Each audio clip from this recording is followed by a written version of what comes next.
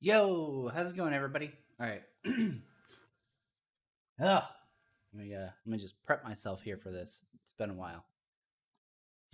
And for those of you who don't know, one of the reasons I haven't been around a whole lot, my kid managed to bring home bronchitis on almost the last day of school, literally like the day before last day of school, and infect the entire family. So I have had that going on for like the last fucking week and a half because I'm too lazy to drive out to a care provider and get medication for it. So um, that's a huge part of why I haven't really been around. Um, so expect me to sound shittier than I normally sound. I mean, normally I sound like shit anyways, but it's gonna if I sound shittier, that's why. All right, brace yourself. Um,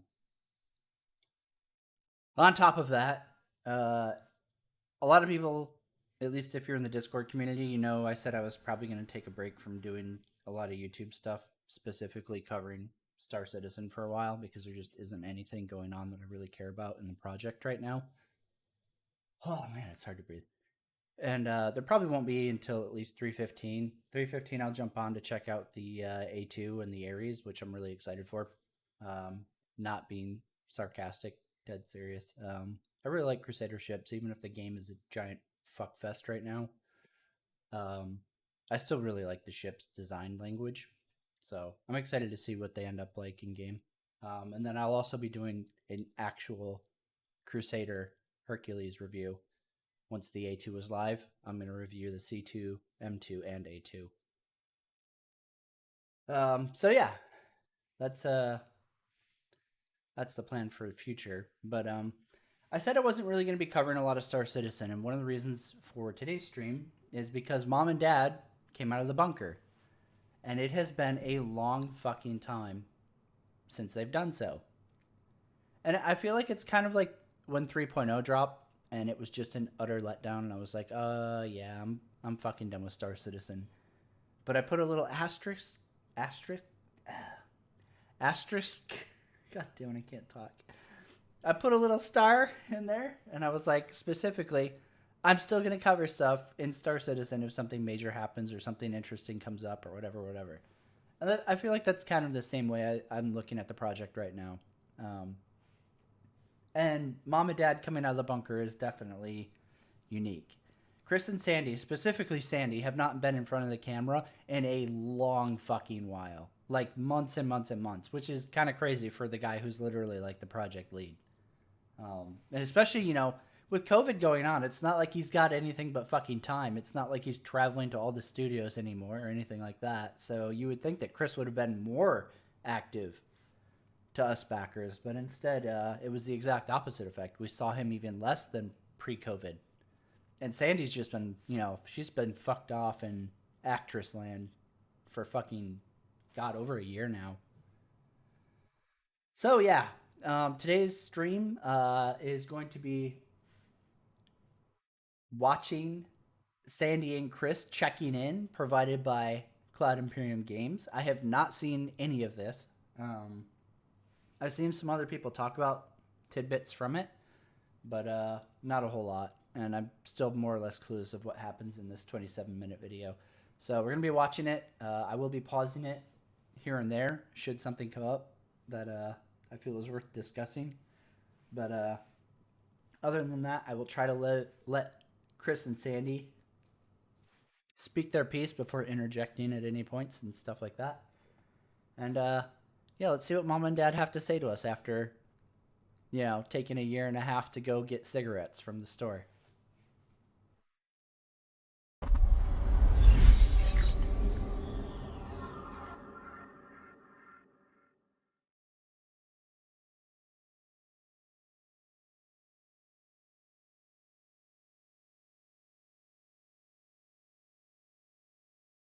Chris Roberts. Do you need to move us at all, or now are we good? I think you could still slide a little to the right. I normally would have had it cut by now, but I was leaving it the last minute before I go. Oh, much better. Well, on a Zoom call, you don't need to really do your hair. Well, it's also, at least you're wearing pants, though. Well, that's true. That's helpful. Hi, I'm Sandy Gardner. And I'm Chris Roberts, and it's good to be back in front of the camera after quite a long hiatus. Yes, it has been quite the hiatus, and we've had a whole bunch of people working from home. How's that It's actually about 720 now. 720.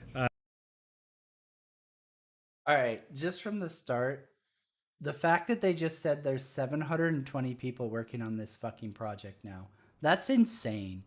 That's actually fucking crazy. The fact that like they're still not able to hit their roadmap goals is fucking bananas. How the fuck do they have 720 people? Oh man. All right, I should have put this in the intro also. So my girlfriend works today, which means I make dinner for her every time she goes to work because she has to eat before she leaves, and then I also pack her dinner.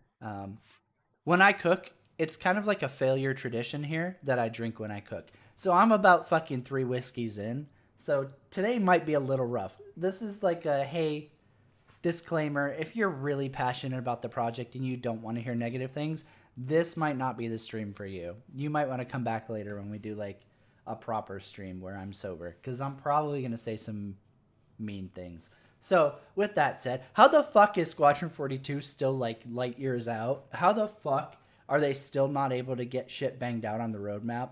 That's insane. 720 fucking people working on this project now, and it's still just as much of a shit show when it was 300. That's fucking nuts.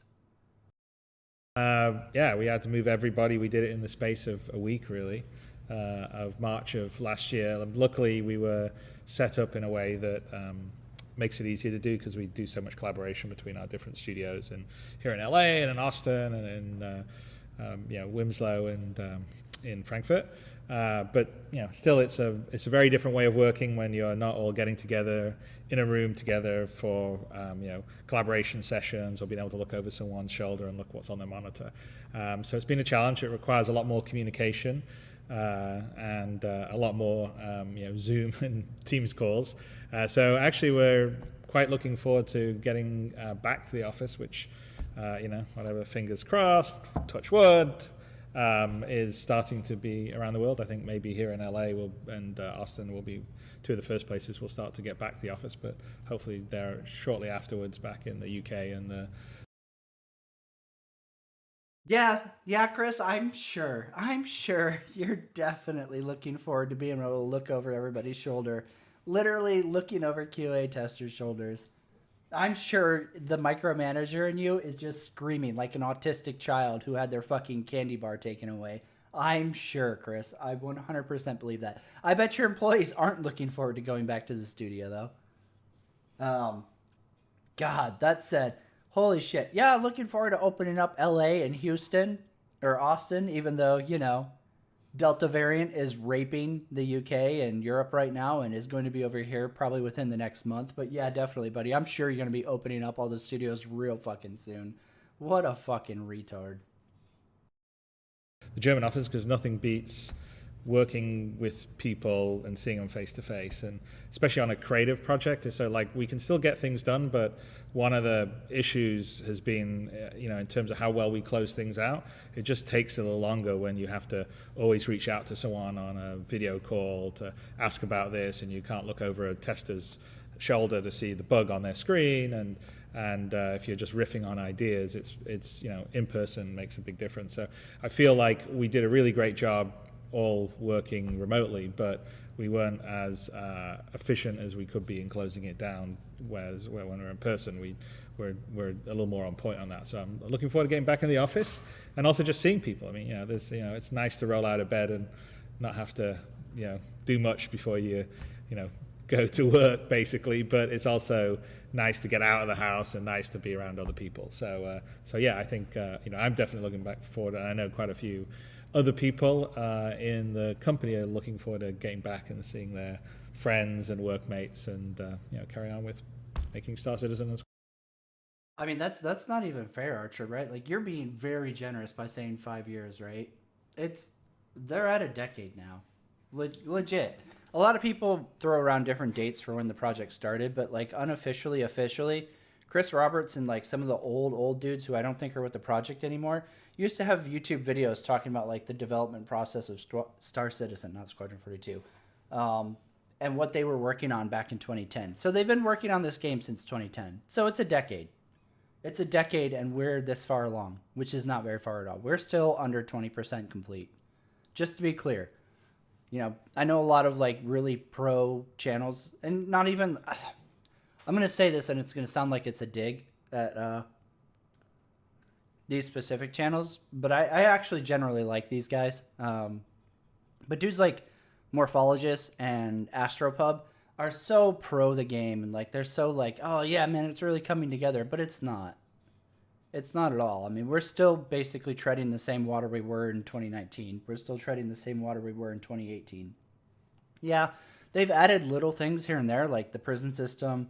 They've done some quality of life changes, which I absolutely agree. They do deserve a pat on the back for that, because it's made playing this fuck beta tech demo, it's not even fair to call it beta, this tech demo is so much more bearable. It's the quality of life factor has gone up by 100% for sure. And they do deserve credit for that. But in terms of like the overall progress and scope of the game, they're basically still in the same place we were back when 3.0 came out. They've just added some extra stuff, you know? Like mining is still basic as fuck. I mean, they've added a little bit on top of like what we already had back in 2018. But for the most part, mining's still the same. Cargo is still just a fucking shit show. I hope to God there's a major revamp before the Hull C comes out, because God help us if otherwise. Yeah, man. You're definitely being very, very generous there, Archer was saying 5 years. Unless you're talking about 5 years from when they said it was going to release, then you're absolutely correct. It's been 5 years since Chris Roberts, Aaron Roberts, and literally Sandy and all the fucking big talking heads in CIG were like, Squadron coming out 2015. Then yeah, you're right. It has been, you know, more than 5 years. It's fucking 2021. Come on, Chris. You got 720 people popping this baby out. Squadron 42. So, inquiring minds want to know. We have a few questions. Where's 3.14 at?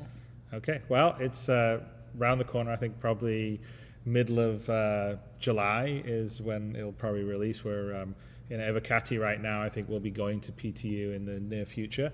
And you know, it looks beautiful. I mean, I think we just released a Inside Star Citizen that shows off Ariasen, which is you know, beautiful, and it's got the first generation of the cloud tech in that we're still continuing to work on. That I think is pretty stunning, and it's going to get better as time goes on. Which, you know, is volumetric clouds, and you know, it's a bit more of a challenge for what we need it for compared to say what you would see in Microsoft Flight Sim or some other games, because we have to deal with scale.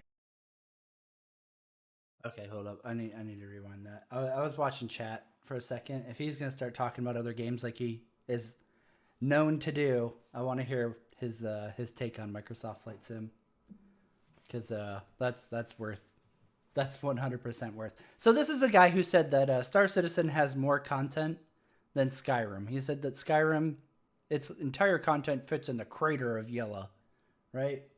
This is the dude who talks shit on No Man's Sky, which is fucking teabagging the fuck out of your fucking doofy fucking face right now, buddy.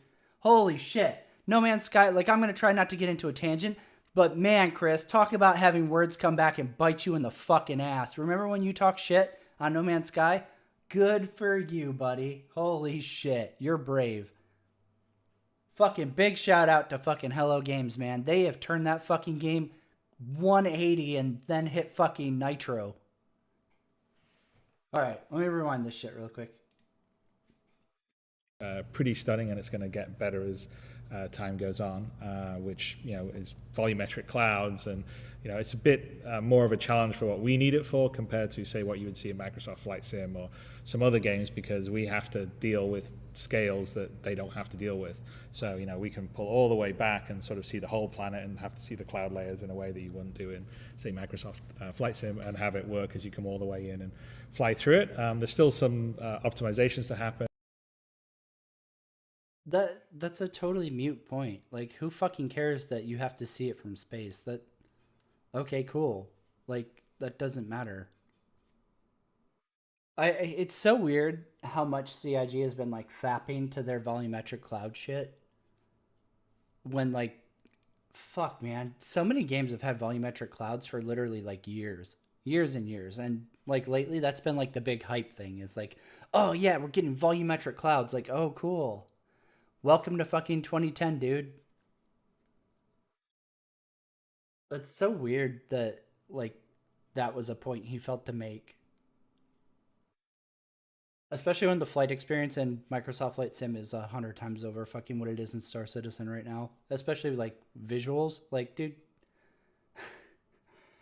And okay, so if you haven't played Microsoft Flight Sim, it's all like technically proc gen off of like satellite imagery, right? It's not 100% like developer built out areas, which is something that they're working on changing. Like they released the game with satellite imagery with proc gen laid over like the imagery, where it does its best to like estimate what buildings should be there, what kind of like the roads should be, all that other stuff. And then since Flight Sim came out, they've been like going over major cities like London and like New York and shit like that. And they've been like developer hand building those cities out.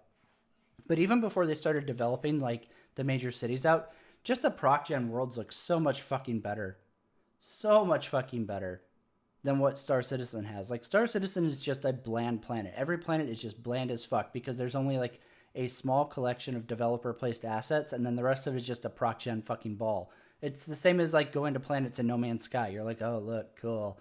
More terrain with some mountains and then more terrain and then oh some mountains. Like there's nothing unique or special about any of the planets. It's just barren wasteland, which is only compounded by the fact that like there's nothing on the planets. There's nothing to do on them. Like outside of like, oh look, I'm gonna drive my rock around and go mine. There's nothing on them outside of a very, very small few of developer placed missions. And visual improvements and a lot of layering and detail and effects, but already I think it looks beautiful. It basically combines the rendering and the lighting all together with the atmospheric model. So we ray march through all the clouds, and we're having Horizon first, and then as we go forward, we'll start to roll it out on some of the other planets, and then start to work on dynamic weather. But that's down the road. But I think it's going to be. All right, I just want to comment really quick because what he just said. So volumetric clouds are only going to be introduced in Horizon in 3.14, right? Which is like the most useless fucking planet to roll them out in because you can't even go under like if you fall through Horizon Station or whatever it's called, you get insta god killed like in seconds. You don't even fall through the whole fucking station according to like dudes in our Discord who are in Evo, right? Whereas, like, if you're going to roll that tech out somewhere where it's going to make a huge difference in terms of, like, gameplay immersion and stuff like that, man, roll that shit out in New Babbage, right? In Microtech. There it actually looks fucking... It would look amazing because it's already a really pretty fucking planet. And that's where you're going to see volumetric clouds really feel like, oh, man, this is fucking great. Like, who fucking cares about flying into a gas giant? Where like you can't even go that deep into the gas giant before the game is like no fly zone. That's such a dumb decision to start it there at Horizon. Pretty brilliant. And then Horizon itself, it's a floating cloud city. I mean, I'm sure I'm not the only sci-fi fan out there that's wanted to step foot on a floating cloud city in person. Her mannerisms are still just as fucking creepy as ever. I know I said I was going to stop talking shit about like employees and Chris and Sandy for quite a while, but I'm drunk so it doesn't count. Her fucking mannerisms like literally creep me out. It's like, yeah, yeah, guys, I can relate. Give me money so I can buy another Porsche. And it's beautifully done by Ian Leyland and his environment teams. They've just done an outstanding job on it, so it looks beautiful. So if you haven't seen it, you can check it out in the Inside Star Citizen, or obviously you'll be checking it out on the PTU or in the game in a few weeks, 2-3 weeks. Sounds good. So this is actually quite a large question, but you can keep it short if that's even possible. Yeah. What's happening with server meshing? Okay, well, server meshing we're working really hard on. We have put together probably our like biggest engineering strike team. So we have a whole bunch of the engine team that's working on it, as well as the networking team, led by Clive. So on the engineering team, we have Chris Balti leading up server meshing work, and Steve Humphreys is also contributing a whole bunch to it. And we have a whole back-end setup that we're doing here internally, but also some of the back-end services and connections are all being engineered partly up in Montreal as well with Turbulent. There's about 20 people, sort of mostly engineers, working on server meshing. So it's probably our biggest sort of overall technical initiative. It's super critical. I mean, we've talked about it before. It's sort of it's the bit of tech that will allow us to sort of open up. Okay, so right off the bat with server meshing, all right? First off, server meshing, for those of you who are like living inside the Star Citizen bubble, it's not new tech. They're not creating it, right? Like server meshing is something that has been in fucking every goddamn game ever at this point. At this point in 2021, just about every fucking game has server meshing, right? Server meshing is just the ability to transfer you from one server to another seamlessly, right? Tons and tons of games do this. World of Warcraft does it. Destiny 2 does it. I'm sure we could all sit here and come up with examples for days, right? Because it's not even something special. It's something that almost every multiplayer game does nowadays. The fact that she says, where is server meshing at? And Chris goes on for fucking 3 minutes with a non-answer.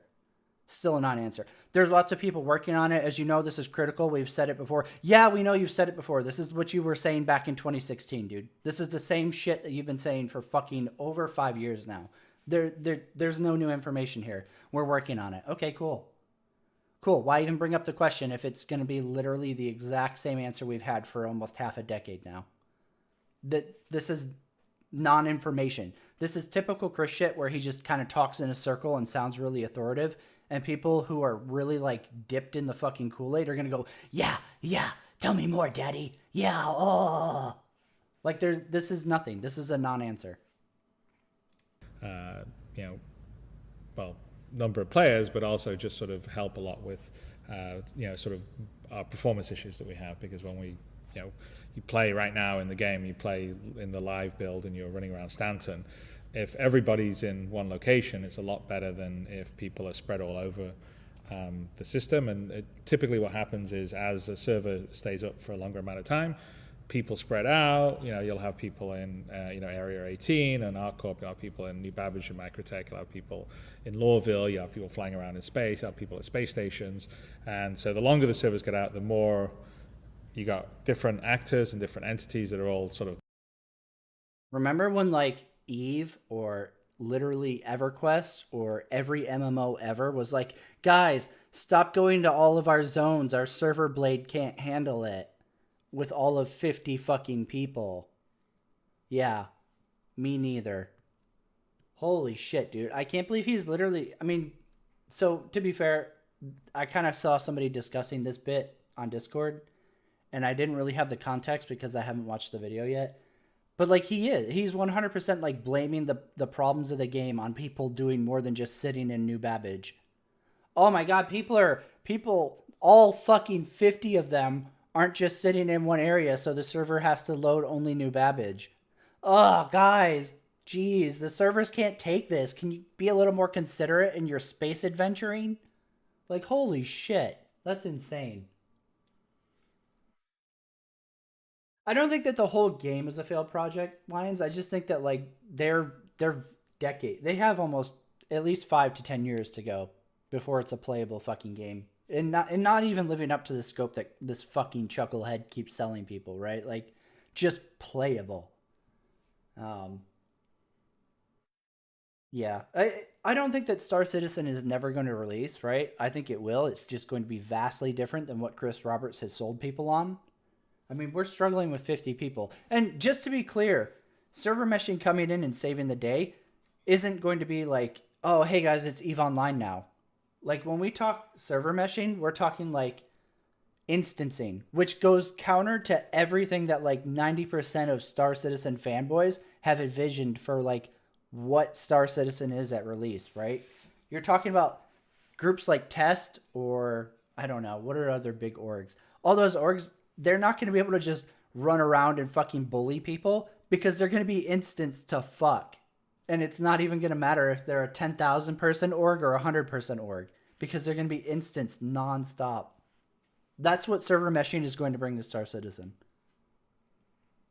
Come in around the star system, and as we build out the star system, more and more entities and objects get created. So like, we're going to have Arasan coming out with 3.14, and that's hundreds of thousands of new objects and entities that just come in with that.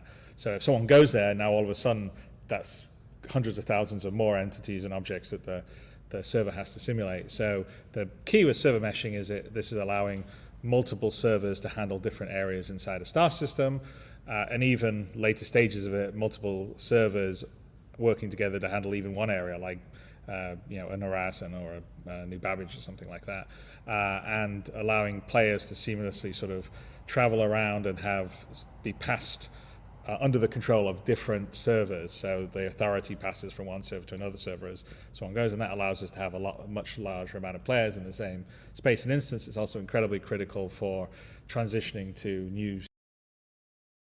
Okay, so right there he says that, like, hey, once we have server meshing in, it allows us to transfer people from server to server as they move about the verse, right? So like, let's say you could end up having a server running Microtech, one server running Hurston, and as you travel from Microtech to Hurston, you're handed off to the other server. But the thing is, like, you're not going to have the ability to have thousands of people in one area, right? Like, server meshing doesn't solve that. It's still going to be a core issue where the game engine can't handle more than fucking 50 people in there, or it starts to fucking literally have an epileptic seizure and then dies, right? So server meshing will definitely help with them being able to get a total amount of people in a lobby, but you're still going to be hampered by what you can split up on these server shards, right? So that sharding is essentially what they call this tech in every other game, right? As you move about, you get sharded to different instances. So like if you jumped in World of Warcraft right now and you went to Orgrimmar, there are multiple shards running Orgrimmar on that server. So let's say I'm playing on Thrall, the server Thrall, right? And I go to Orgrimmar. There are multiple instances of Orgrimmar being run on Thrall. I never see everybody that's on Thrall in Orgrimmar, right? You get sharded out because each shard has a cap of like what it can handle, and then it offloads them to another shard. So this is what I'm talking about when I say like, hey, server meshing is great if it helps performance. I'm sure it will, right? Because then the server doesn't have to load everything. But we're never going to get to a point like EVE Online or any other MMO, like any true MMO where you have, like even PlanetSide, where you have hundreds of people in one area, right? Star Citizen will be lucky to get to the point where they have 200 people in one instance. Star system. So if you go for a jump point and you go to Pyro, for instance, we need to transfer you from the server that was handling you in the Stanton system to the server that will handle you as you enter into Pyro. And so we've already got a lot of the core features of server meshing because we've been working on for quite a long time. So the authority transfer, there's a whole bunch of stuff that's already been built, and we're building out the back end database, what we call the entity graph, that is going to sort of persist and remember the state of every single entity and object in the world. So if you stream out an area, you completely remember the state where everything is, whether you dropped a Coke can in the middle of a forest on a planet, and that aspect of it, opens up obviously the persistence we talked about, which is great, but is also a fundamental building block for the. You're right, man, Mike. EVE is probably a terrible example because they use time dilation, right? And they have a game where like it's not action driven the same way where Star Citizen or any like first person shooter where they can time dilate, right? Because it's kind of almost like spreadsheet battling. It's a completely different thing for sure. EVE is probably a terrible example. I don't know if I'm like I said, I'm pretty drunk, right? No, not drunk, but I'm definitely many drinks in at this point. So if I said EVE, that's a terrible example. But WoW for sure, right? Like there have been countless times where I'll be standing in front of the bank or I'm out in a zone, like let's say, oh God, insert zone, right? And I go to group up with my girlfriend, right? And we're both sitting next to the innkeeper, but I don't see her and she doesn't see me. Even though we're on the same server, we're both playing on Thrall until I invite her and she joins my group and then she phases into my instance. Server meshing. So we've been really working hard on that. We're making really good progress to it. I'm not going to promise any dates because it's No by dates. far the most technically challenging thing. I will say probably by the end of this year we should hopefully have the proper persistence in there that talk about the proper global persistence, which is this sort of streaming entity graph thing that I've just discussed, which is the new version of what was being called the iCache before, if people are getting confused about that. But yeah, no, we're working really hard on it. We're going to have, this year we're not doing a physical CitizenCon because it just felt a bit too early coming back from the pandemic, whether everyone could travel or not travel. I mean, even now it's, we're going to go to the UK next month and, we're all vaccinated, but still it's going to be a pain and we got to quarantine and do all this other stuff. So, we'll probably do a physical CitizenCon the following year, but this year we're going to do a virtual one, which we didn't do last year. Yeah, correct, Art. They're still working on persistence. Proper, in-world persistence is not in yet, and probably won't be for a hot minute. SCL, I'm assuming it's Hater, right? Yeah, you're correct, right? It's a pretty good example, Elite, with how they do their lobbies and everything. But yeah, you're also correct in that the difference is that Elite is relying on peer-to-peer connections, which, anybody who's ever played any fucking shooter where it's peer-to-peer knows that having it be shooter-based or peer-to-peer where one player is host-based and then versus having an actual server dedicated to running the match is like night and day, right? So Star Citizen, the fact that, you can group up with a ton of people in Elite and go out and fuck around and your performance is more or less the same as Star Citizen is really fucking depressing. Hey, Vaughn, how's it going, man? Because, we're just sort of overwhelmed with everyone moving to work from home and everything. But this year we will do one, and one of the panels is... Actually, really quick, I just want to comment because he's discussing the whole working from home thing and COVID. I've seen a lot of Star Citizen fanboys use COVID as the excuse for why we don't have Squadron 42, why Star Citizen's coming along so slow, and it's not CIG's fault. I just want to be very, very clear. This pacing was the norm for CIG well before COVID. They've had 8 years of public development to prove that this is normal for CIG. If anything, they've kind of almost fucking banged it out better working from home than they did back in the day. So anytime Chris Roberts or any Star Citizen fanboy tells you, oh, well, COVID made the difference. No, it didn't. This was 100% their development pacing well before COVID. All right, let's be very fucking clear about that. They have never, ever, ever been able to get milestone patches out with all the original planned content features. Squadron 42 has been pushed back fucking year after year after year after year, right? This is nothing new for CIG. Yeah, COVID happened, and I'm sure it slowed things down a little bit. But anytime anybody blames COVID for what's going on with Star Citizen, just laugh in their fucking face because it's a fucking meme.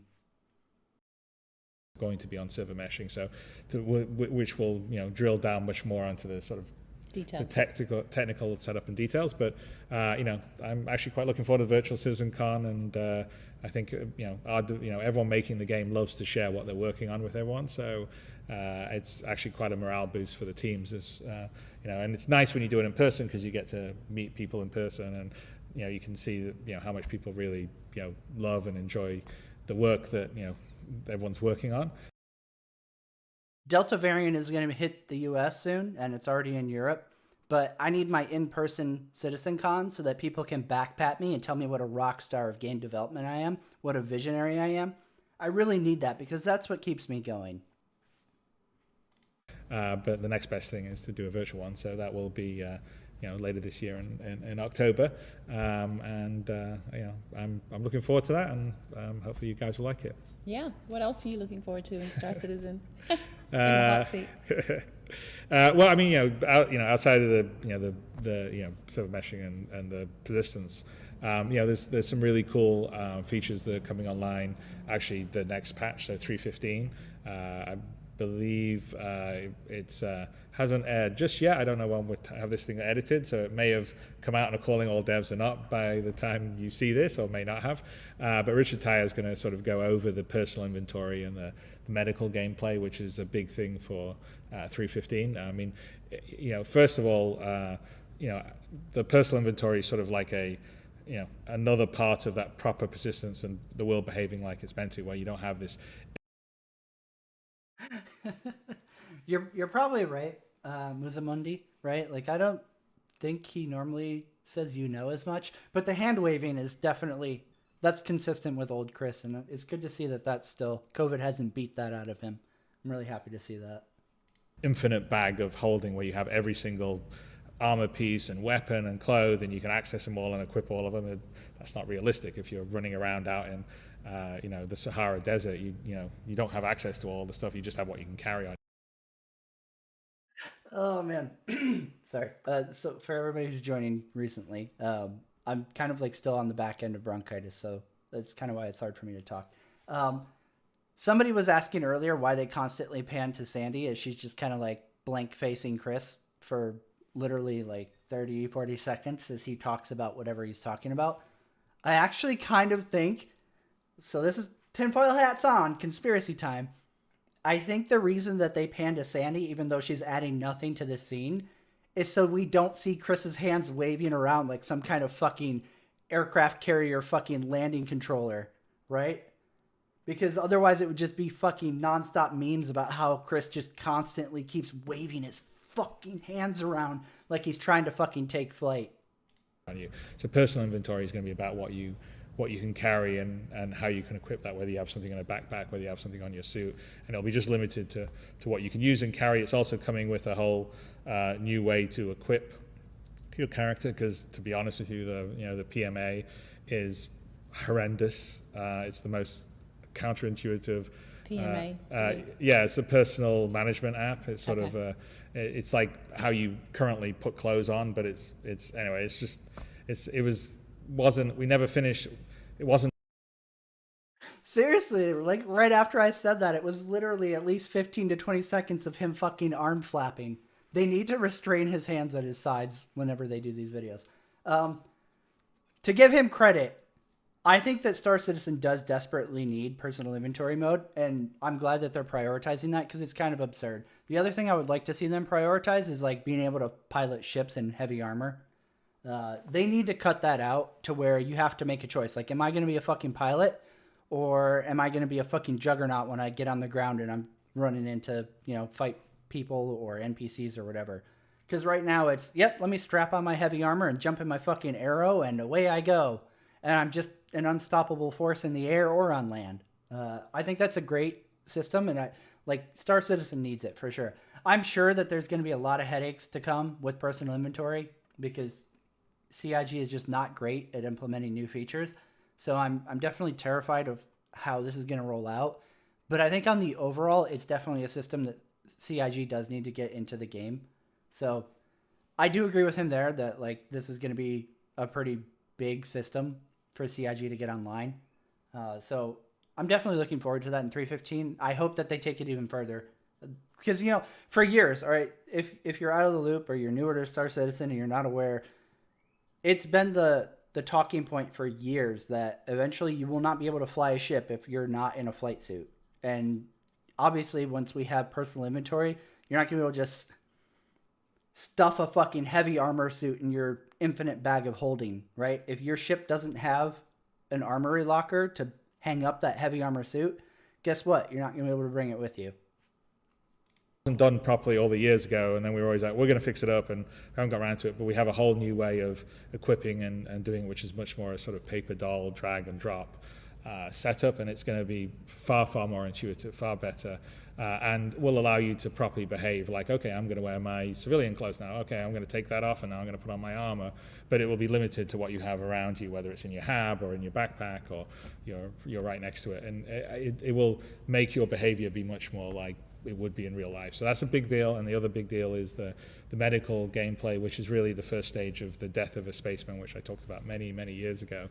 And that, involves allowing players the ability to sort of fix up and heal people at varying levels of damage, more so than we can do right now with a med pen.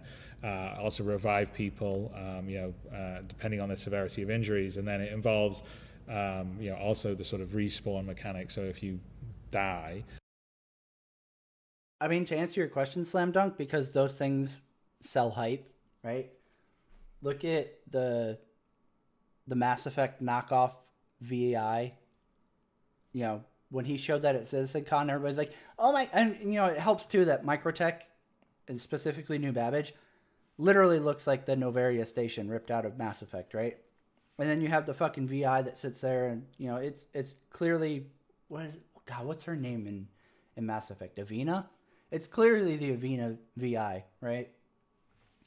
Bar citizen fucking AI, you know, doesn't do anything. It doesn't even fucking work, right? Like 90%, you sit there for literally 5 minutes while the bartender blankly stares at you like you have a fucking dick drawn on your fucking forehead.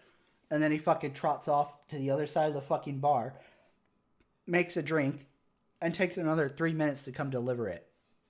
Right? Does it add anything to the gameplay? Nope, absolutely not. Is it an example of cutting edge AI? Fuck no. But what did it do when they showed it off in CitizenCon? It made people go, oh yeah, man, we're so fucking, it's coming. Ah! All of those things. Everything CIG does is a marketing move. Almost everything that they do is meant as a marketing ploy. So just keep that in mind. Whenever they show off anything, like come CitizenCon this year, when they're showing shit off, it's marketing. And that's all it ever is. CIG is a marketing powerhouse. Say what you want about how fucking shitty they are at getting a game made, but their marketing team is probably some of the best in the fucking world. Those guys, I don't know why they're with CIG, because they should be off with like an actual huge fucking corporation or some shit making, you know, hundreds of thousands of dollars a year, because they could easily do it. They're marketing geniuses. You know, you come, you know, you get brought back to life, you know, in a hospital bed. You know, currently we're you know, there's been a slight tweak to a bit of the law, because I saw some people get quite upset about the fact that we mentioned that the respawn in a, you know, a place away is, you know, now being sort of covered by the fiction of, you know, you've recorded your DNA and you're cloning. But the bottom line is, if you got atomized in an explosion on a planet somewhere, how are you finding that body to recreate the person? That just doesn't actually make much logical sense. So the kind of you know, concept we would have is that you can only have so many times you can come back to life, which is basically you've sort of recorded off, you've taken a little bit of your DNA and you can grow a clone, but you can only do that 3 or 4 times. It's like having 3 or 4 lives. After that, you know, you've degraded too much. This is a really stupid example and a really fucking... It's another example of Chris like having really fucking shitty lore. Really quick, Wilmore, you're welcome, man. That's literally what I had this afternoon while I was cooking. So we can all thank Screwball for this video and just how absurd I am tonight. So thank you, Screwball Whiskey. Best peanut butter whiskey I've ever had in my fucking life. What he's saying right here makes no fucking sense. So you store your DNA in a database in order to be able to be cloned if you die. Why would it degrade? Like, how is it degrading? The DNA is stored. That doesn't make any sense. Like, if you're cloning a clone, then yeah, but like your DNA is already stored. Like, whatever agency or group you've stored your DNA with isn't going, oh shit, hold on, let me take a new sample of your DNA from this clone really quick so that we have it in case your clone dies. Like, that's dumb. It's dumb like fucking Gatling guns having a fucking spin up time. That's not real. That's not how it works. That's fucking dumb. That's dumb as shit, Chris. You think you're smart, but you just take everything from shit that like you see. Just like your fucking Kilrathi versus humanity bullshit is just a ripoff of fucking Roman legions. Everything you do, Chris, is stealing ideas from other people. Just like all your fucking ships. Everything you do, Chris. You're a fucking fake messiah of ingenuity. You are a sham. That's all. Your DNA is degraded too much and you're basically permanently dead, and your you know, next of kin will sort of take over in the game, which is the sort of death for space mechanic. So it's exactly the same as the death for spaceman mechanic that we had before, which was you had only so many lives before you would go on to have to pass on to your next of kin.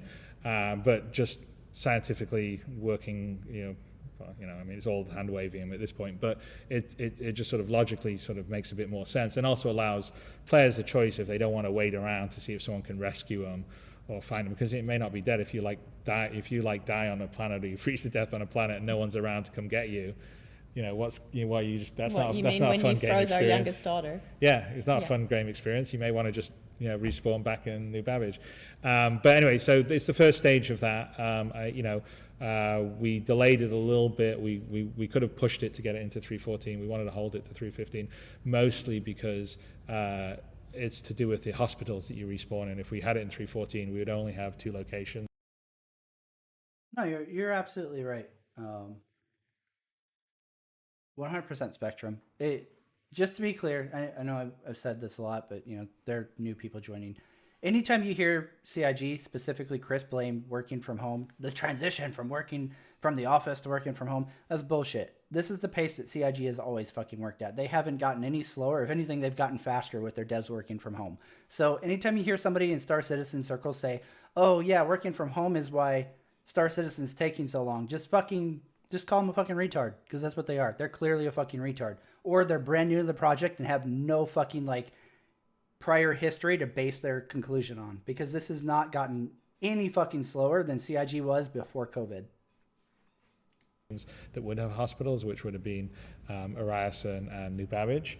With 3.15, we also get all the space stations and Grim Hex, and the space stations are all, they're in orbit around every one of the planets. So even if we haven't got the Area 18 one or the Lawville one, Maria Pure of Heart, done just yet, they'll be in, I believe, the subsequent release, maybe the 3.16 one. Not sure. I'd have to take a look at the release schedule. But now we've got a place that no matter where you are, you can you would basically respawn where your home base is. So that was one of the biggest. And just to give them a little bit more time to sort of polish things like the UI and the experience. And that's kind of one of the focuses that we'll be going forward. Is it's a bit of a. I don't know if that's true, Art. I haven't heard anything about it. As far as I know, SC Leaks, I'm assuming Hater. I didn't see if he answered. But I think it's Hater is in chat right now, or was. So I haven't heard anything about them suing Leaks. So I don't think that's true. It's a bit of a shift, but to try to deliver more final or more polished features rather than a very basic version that then you sort of leave for a while before you come back to it. So those are big things. The persistence at the which I mentioned at the end of the year, the proper full persistence of being able to remember where all these items are, which opens up having your own hab that you can store things, your own hangar. So we're going to have persistent hangars and persistent habs too. I don't think we put those on the schedule just yet. They will be there shortly after persistence, but that's a big deal because then storage space and where you keep things and where you store things will be huge. And I think that will radically change the game experience that people will have. So those are all very cool stuff. We're also working on the proper iteration of the cargo stuff. So a whole revised cargo. Yeah, absolutely, Mad Mike. SC Leaks only exists because CIG is not the fantastically open development that they fucking claim to be, or that SC White Knights constantly claim CIG is, right? Like, they're not responsive. They're not communicative. I can't. Words are hard right now. They don't talk to us about shit. It's 100% not the most active development ever, as CIG and White Knights constantly fucking tell you. Like, I wish it was. It'd be fucking great. It kind of was in the very, very, very fucking early years. It's the same thing like Ark, Survival Evolved. Like, Wildcard started off telling us everything about it, showing us stuff, taking feedback and implementing it. And then, once they got big, they were like, LOL, fuck the community. And Star Citizen's drifted more and more in that category. And the really infuriating thing about it, too, is like every year, they're like, hey, we realize communication is our big problem right now, and we're going to fix it. We're going to do better. And then every year they don't. And it's just like, okay, cool. And that's why places like SC Leaks are so fucking huge, is because, hey, you want to find out what's going on in the development? You got to go to this third party thing that relies on fucking people under NDA to fucking leak shit, or fucking developers to leak shit, because LOL, they won't actually officially tell you shit. Cool. Great open development. Cargo system that will be just much more physical and practical and ties into the object and item persistence that I've been talking about. So for the traders out there, it will be a lot better. And I swear to God, the AI guys are working on some really good, cool stuff. And I'm going to determine to make sure that in the game live server you actually see it, because really there's a lot of problems that come because of the low server tick rate. It's really quite frustrating, because in reviews I see fun behaviors, a lot more behaviors than there are actually in the PU right now. And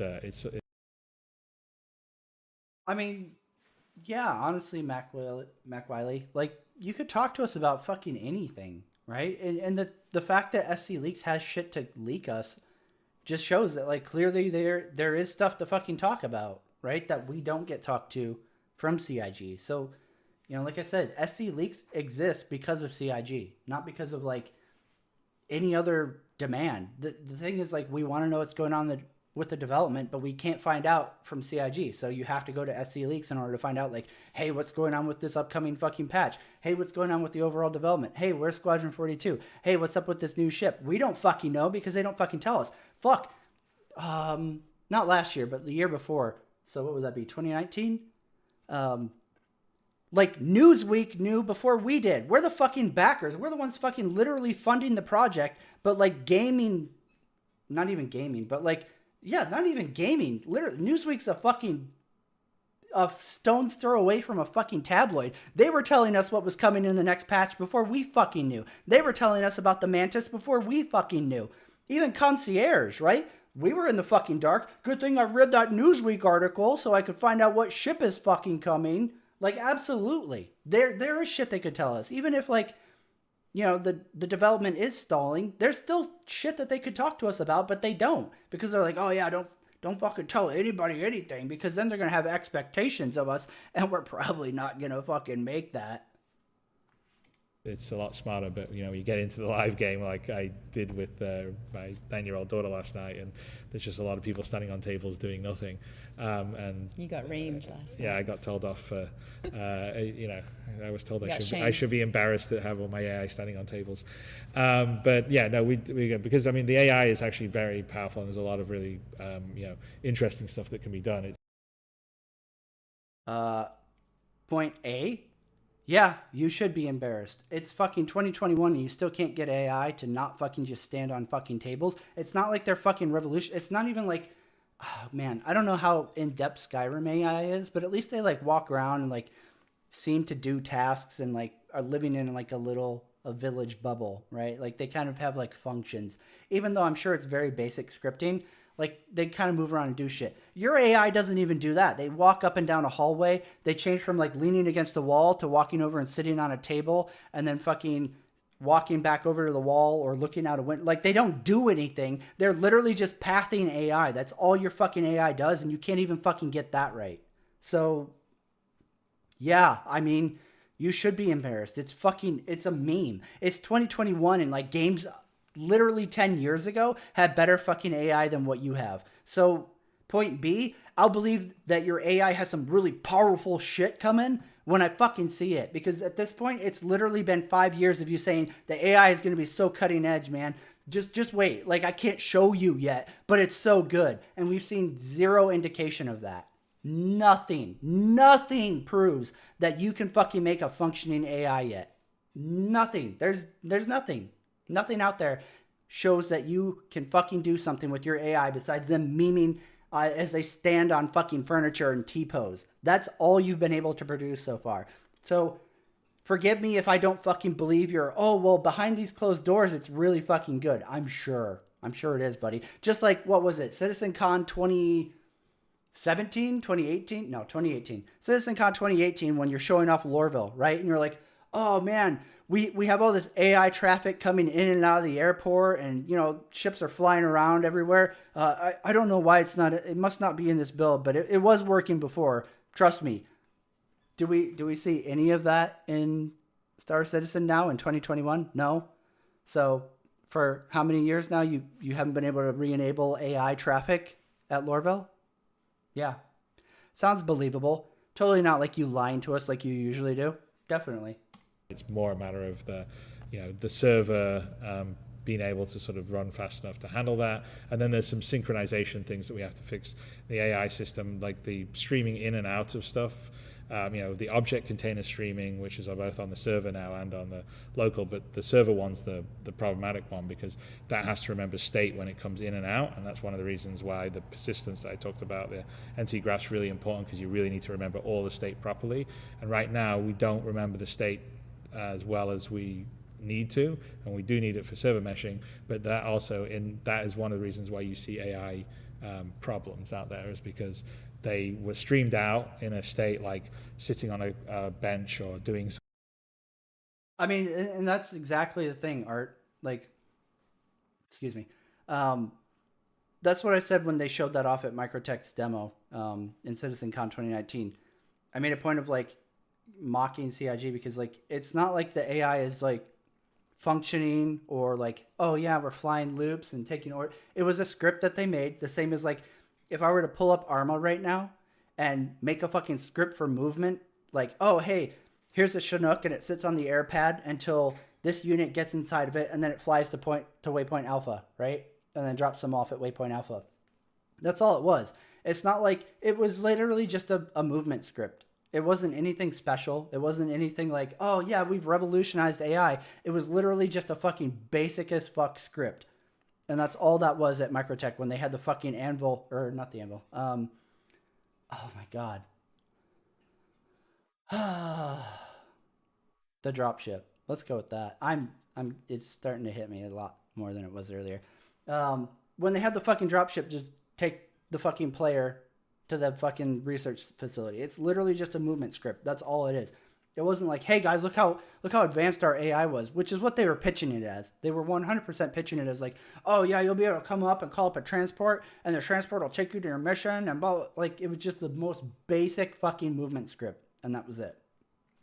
Something, and then when it gets streamed in, it hasn't remembered that state properly, and that's how they stand on a table or a T-post, right. And because we're always streaming in and out stuff as you're moving around the world, and the AI, if we were not streaming stuff in, would be, you wouldn't see a lot of the problems you see. But unfortunately, we have to stream things in and out because we can't keep everything in memory all the time. So the global persistence will also help a lot with that.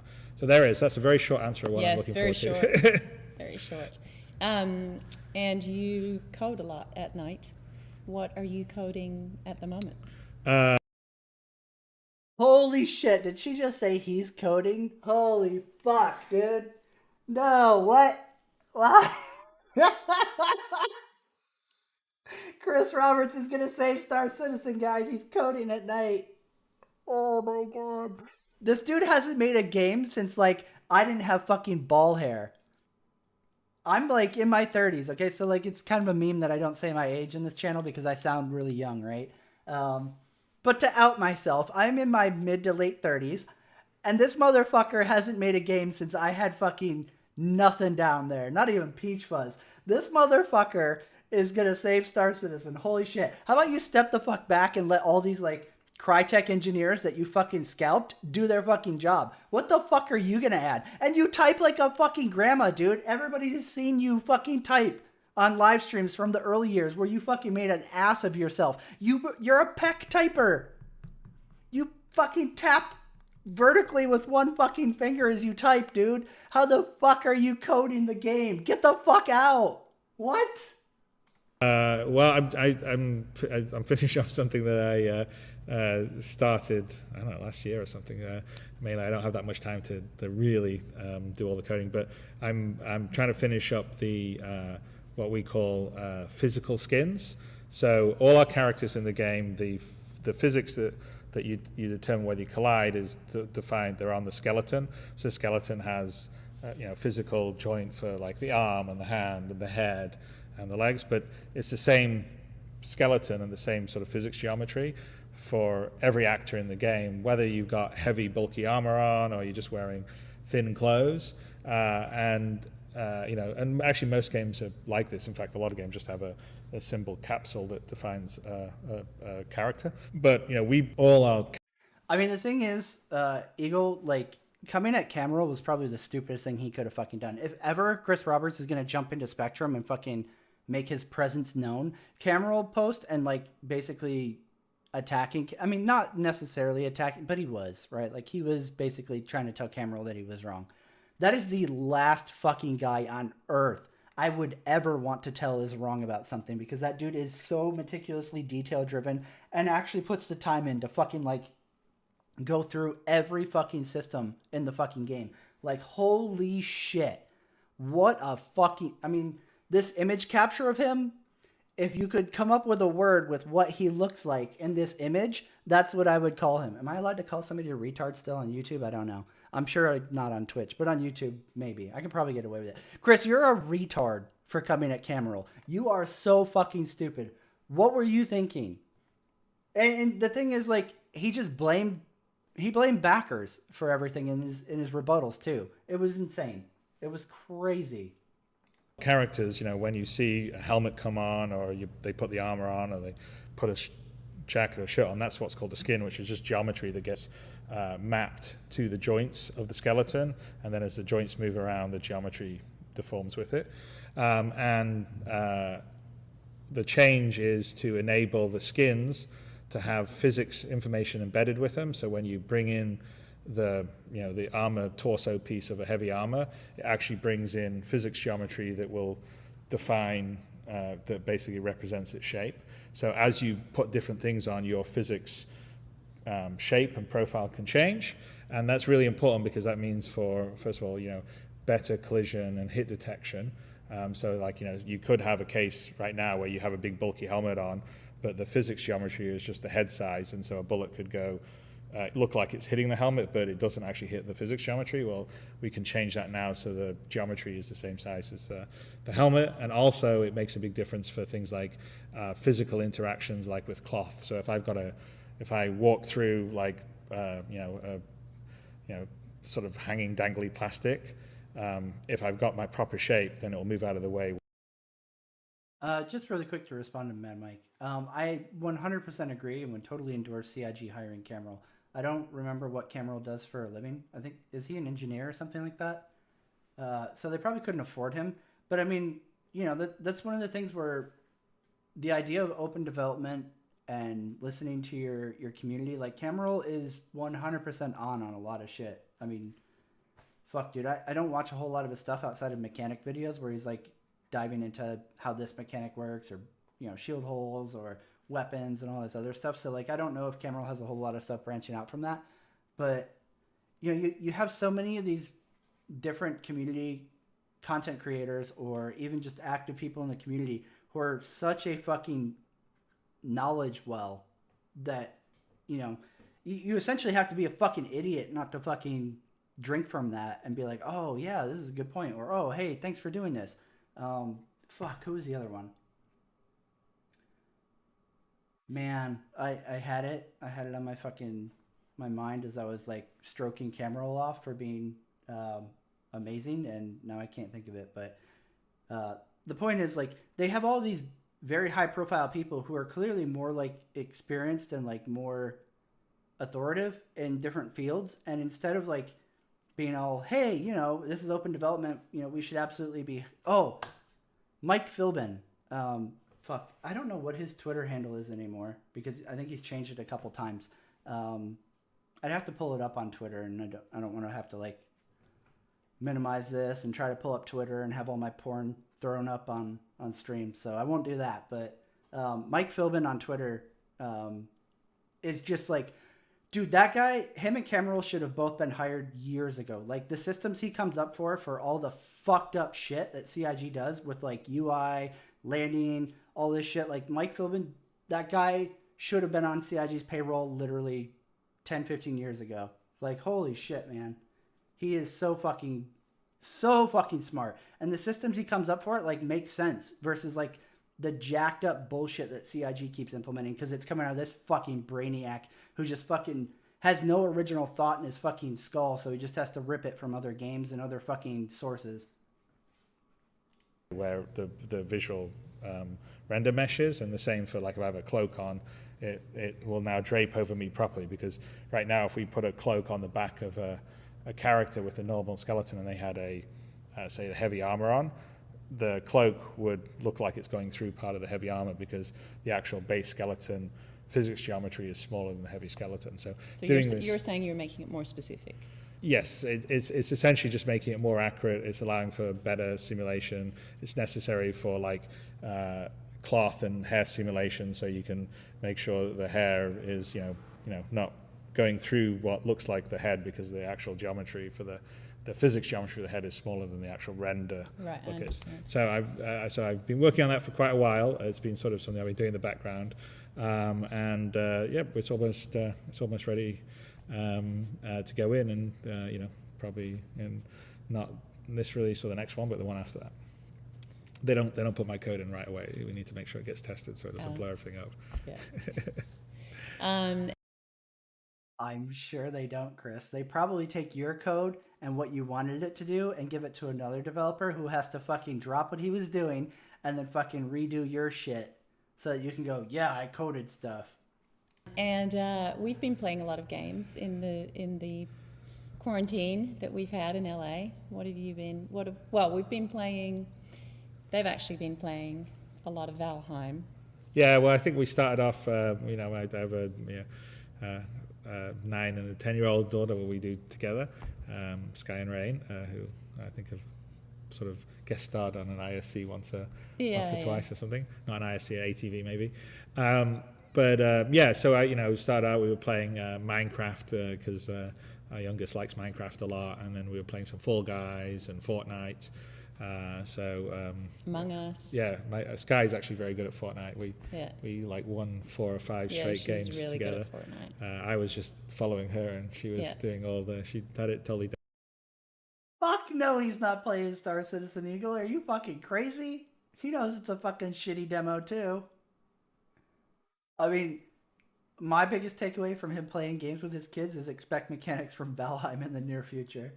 Down, it's pretty Chris intimidating. Chris how is good the feisty Valheim player. Well, but anyway, so then more recently we started to play Valheim, at the beginning of this year, which was really great, and it actually has some fun sort of balance. I mean, no, fuck no. Of course they don't, Archer, right? Like, think about it. Like, he's talking about 9, 10-year-old kids. What 9 or 10-year-old kid wants to play the fucking shit show that is Star Citizen?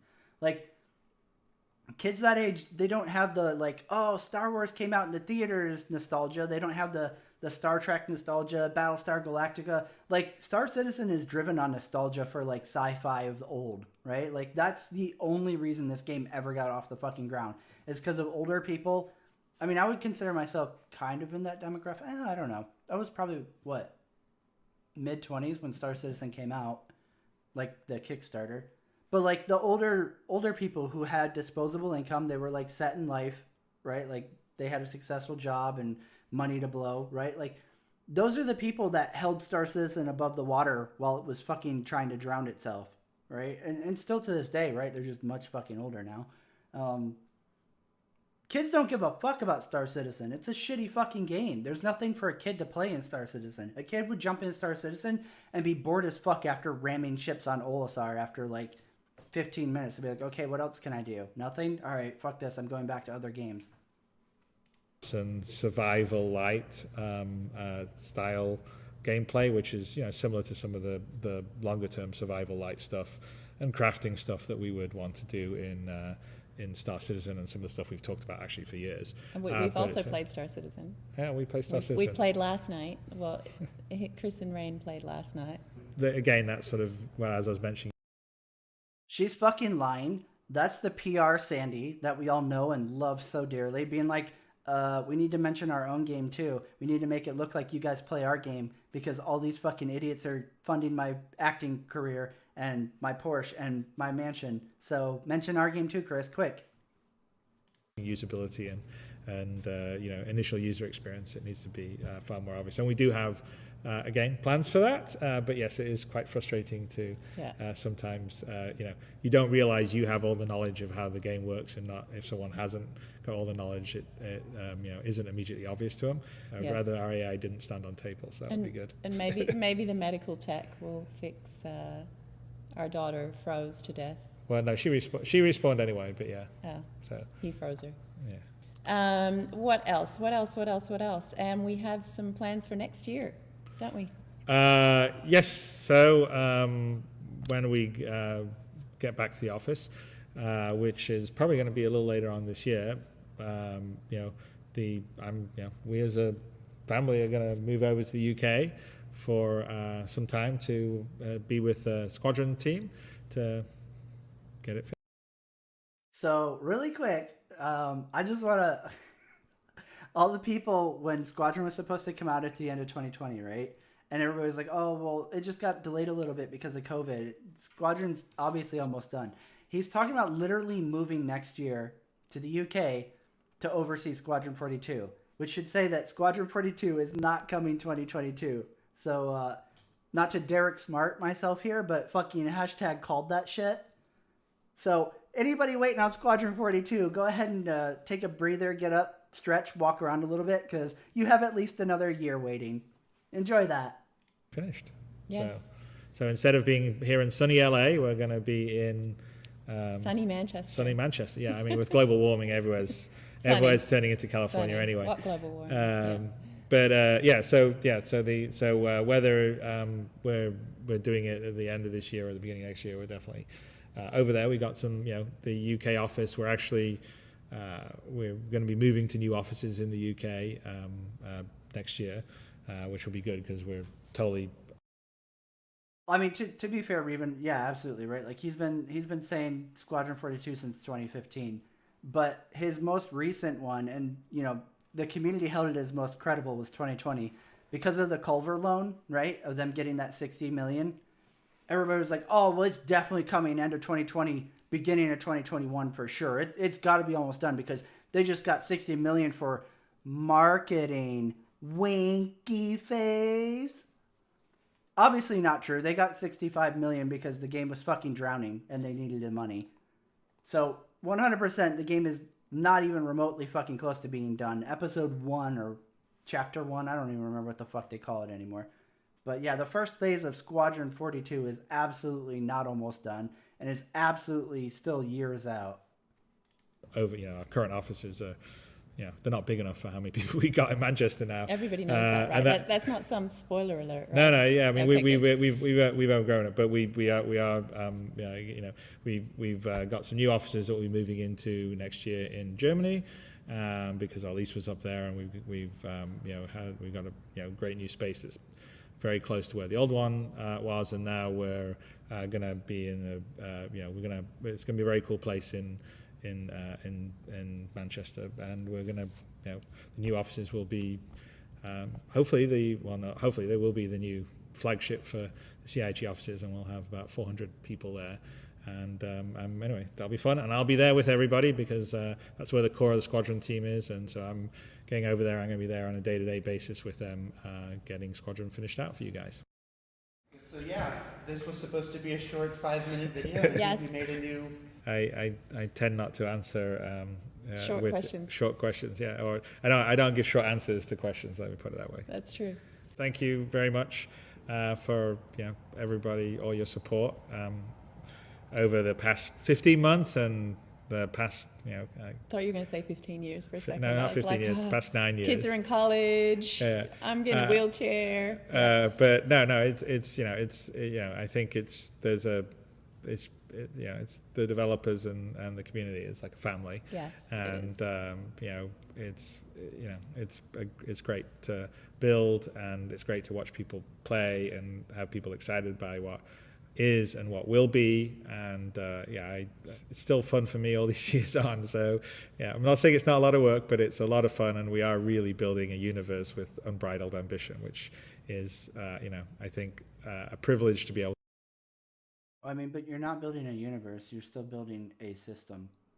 So let's not get carried away there, Chris. Like, you've got a long ways to fucking go before you can start stroking your dick about crossing milestones in the gaming industry. Like, you're not even fucking remotely close yet, but good on you for being excited. Enthusiasm's good. But as we've all found out as backers for Star Citizen, enthusiasm only carries you about so fucking far. So, good try. To do for all you guys, so thank you very much. It is. Thank you. We will see you in the verse. verse. There you go. I think it's clear that you missed this a little bit.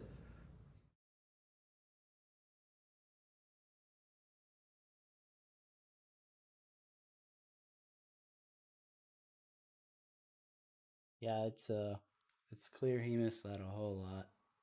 Big time. Man. So, I mean, like, the big takeaway was we got 27 minutes of mom and dad back on screen, and nothing in terms of like real answers or anything really, which is unfortunate. But probably to be expected. Like anytime Chris gets on, he doesn't really ever answer anything. He just kind of talks in circles because it's what he does.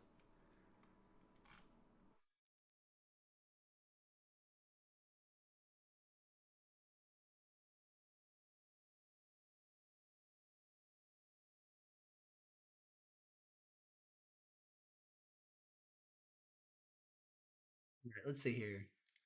Really quick, I just want to go ahead and highlight this dude's Twitter. So this is Mike Philbin. It's evidently at custodian with a one instead of an I. Um, if you ever get a chance and you're bored on Twitter and you want to go ahead and like scroll through some really interesting takes on how they should be doing Star Citizen, this dude is just fucking crazy with like the shit he comes up with for Star Citizen related like mechanics and how they should fucking do everything.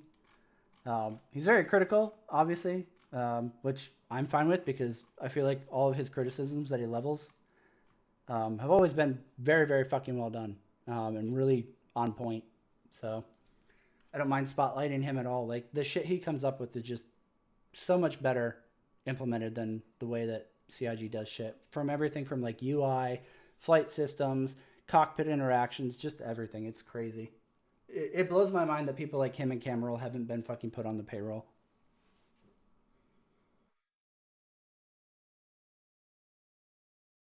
I mean, we were supposed to see a documentary, right? Like, I'm pretty sure that was a stretch goal, was documentary making of Star Citizen. But they probably were like, man, fuck, we're 10 years in and not even close to release. It's gonna be a real fucking long documentary. How do you fucking condense all that bullshit?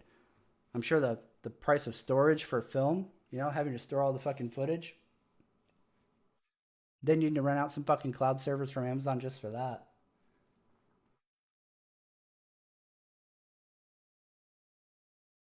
I mean, you're not wrong, Minnesota Vikings, right? Like that is what Star Citizen comes down to is it's like a hope for like a new interesting game, but we're just nowhere near it. And I mean, there's a there's a legitimate fear to me that like key people within CIG are going to start dying off of old age or health problems before we ever fucking get there.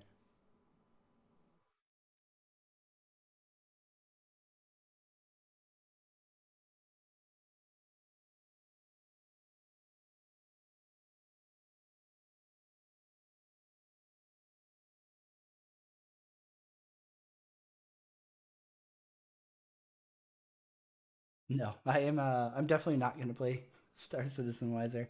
Um, I really don't have anything that I care about like jumping onto Star Citizen for until 315, and it'll just be to check out the A2 and the Ares, and then I'll probably do that for maybe if that a week. And once I see like how they are and like how CIG sees like a proper big gunship being implemented, like I want to see if they're going to go the CIG Chris Roberts route or if they're going to go the AC 130 route with the A2, being that like it's more than just like, oh, look, we can drop some bombs and then we're just a giant flying useless piece of shit. Or if it's like, hey, I'm a giant ground suppression platform, fucking fear seeing an A2 roll up on scene.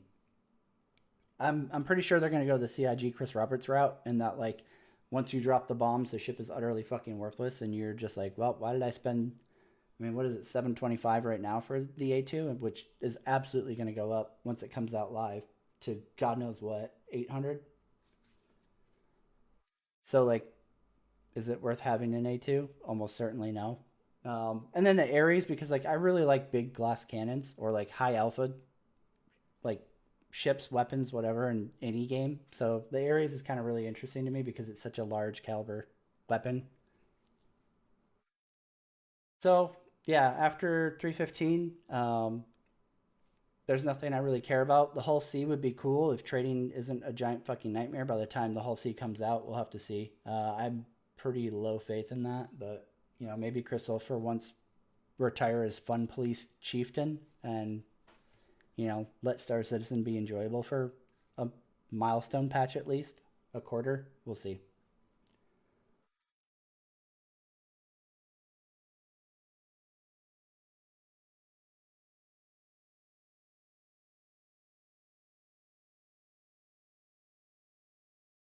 Yeah, probably Mad Mike. I'm sure it'll be like they'll put some kind of like absurd weapon in there for the ground turret, and then they'll nerf it back and be like, oh yeah, to tie it more into how we see it fitting in lore and blah blah blah blah blah blah. Like the arrow with 2 shields.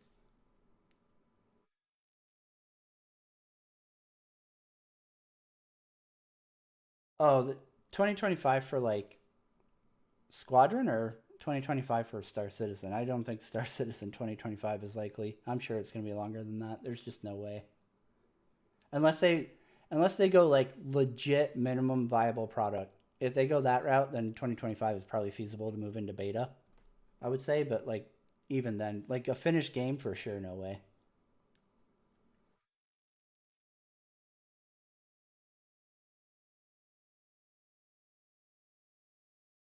Yeah, Arc 2 should be fun. That'd be a good one. At least if they actually implement stuff that they promised with Arc 1. I would be all about Arc 2. I'm definitely not buying it at release. I'm going to wait and see what happens. All right, guys. I think that's probably it for tonight. There's really not anything to remark on that video outside of like what we covered while we were watching it, and like I said after we finished it, it's literally just Chris Roberts talking in circles, which is anybody who's been around Star Citizen for any amount of time is probably already used to that because that's what we get from CIG whenever you're asking questions on like linchpin tech, like, oh, server meshing, how's that coming? We get walked in fucking 3 different circles, and then they go, yep, so we're working on it. And that's pretty much the answer we get for any kind of like in-depth questions on like, oh, hey, how's this coming? Yep, we're working on it. Okay, cool.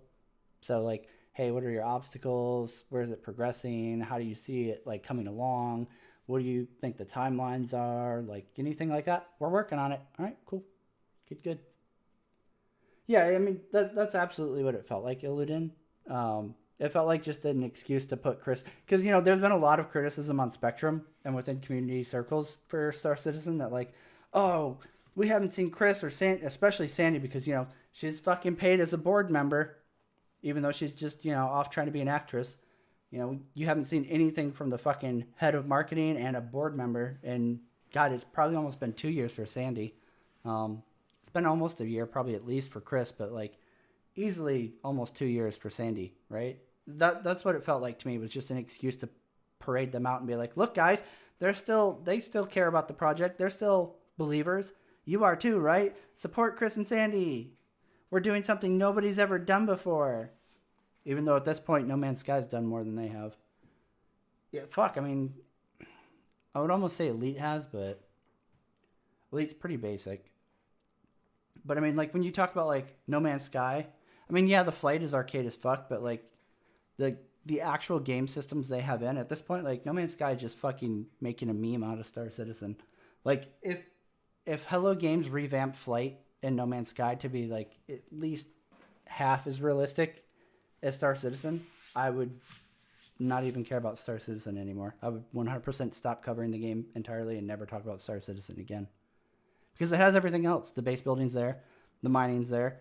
Fucking exploration. Dude, go fucking nuts. Animal taming, animal riding, underwater base building, underwater exploration. Like, No Man's Sky is just fucking shitting all over Star Citizen.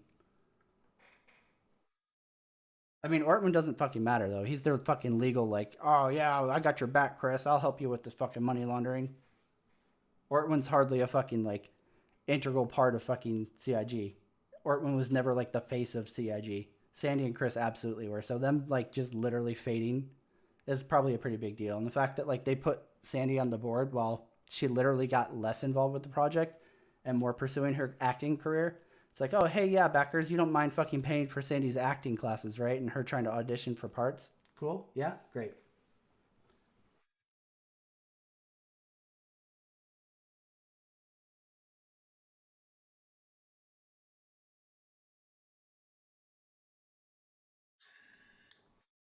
I mean, the Planet Tech, I wouldn't even say it looks cool. It's cool. It's pretty if you don't walk anywhere, right? Like if you literally fly straight down to a planet and land in one spot and never go anywhere, yeah, it looks cool because then that's all you have as a reference, right? Like, oh, look, this mountain range is cool. But then you get up and fly and like go literally anywhere else on the planet and you're like, "Oh, look, more mountain range. Oh, look, more empty fucking landscape. There's nothing there. There's no like procedurally generated encounters. There's no nothing. They're just empty wastelands. You can't build on them. You can't do anything on them. It's just backdrop.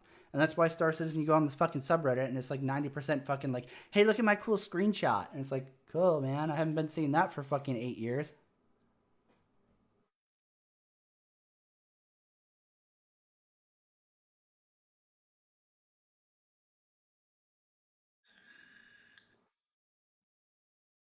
I mean, not even that, Mosquito, right? Like the derelict ships were like a year ago. They've added so much more shit since then. Elite, or not Elite, No Man's Sky is just going fucking gangbusters with adding content. And it's all been free. It's fucking crazy.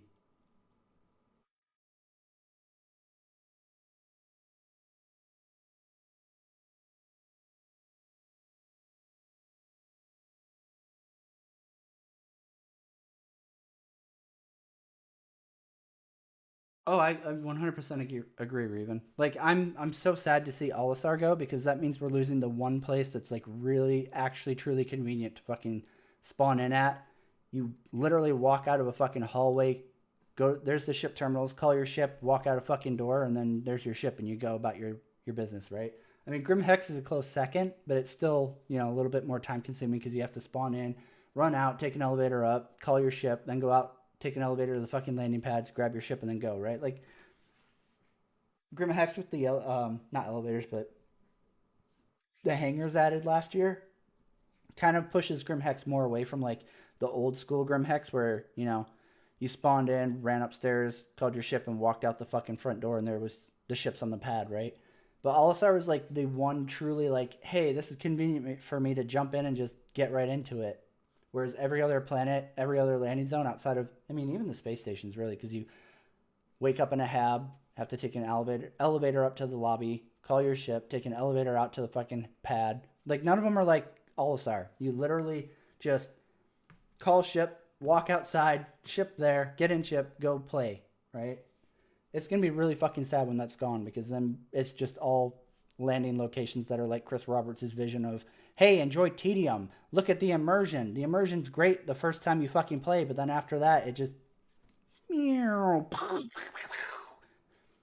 all fucking goes to hell. Like it's like the train ride at Lorville. Like when he's showing it off at CitizenCon, everybody's like, "Oh man, that's so fucking great, awesome, wow!" But then when you've done it fucking 100 fucking times, you're like, "Oh, the fucking train!" Like I never run out to the fucking train on Lorville, and I'm sitting on the train as it drives out to the fucking hangars. And I'm like, or the spaceport. I'm like, "Wow, this is so amazing! I'm so immersed right now." I'm like, fuck, dude, I sure wish I could fucking instantly teleport from my hab to the fucking spaceport. That'd be neat.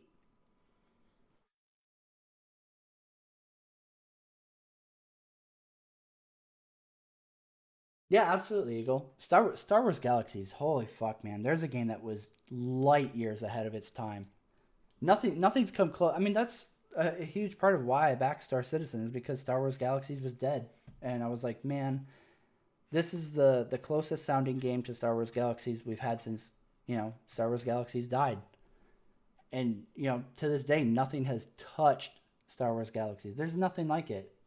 If I could fucking blow some EA executive to get a fucking remake of anything, it would be Star Wars Galaxies, hands down.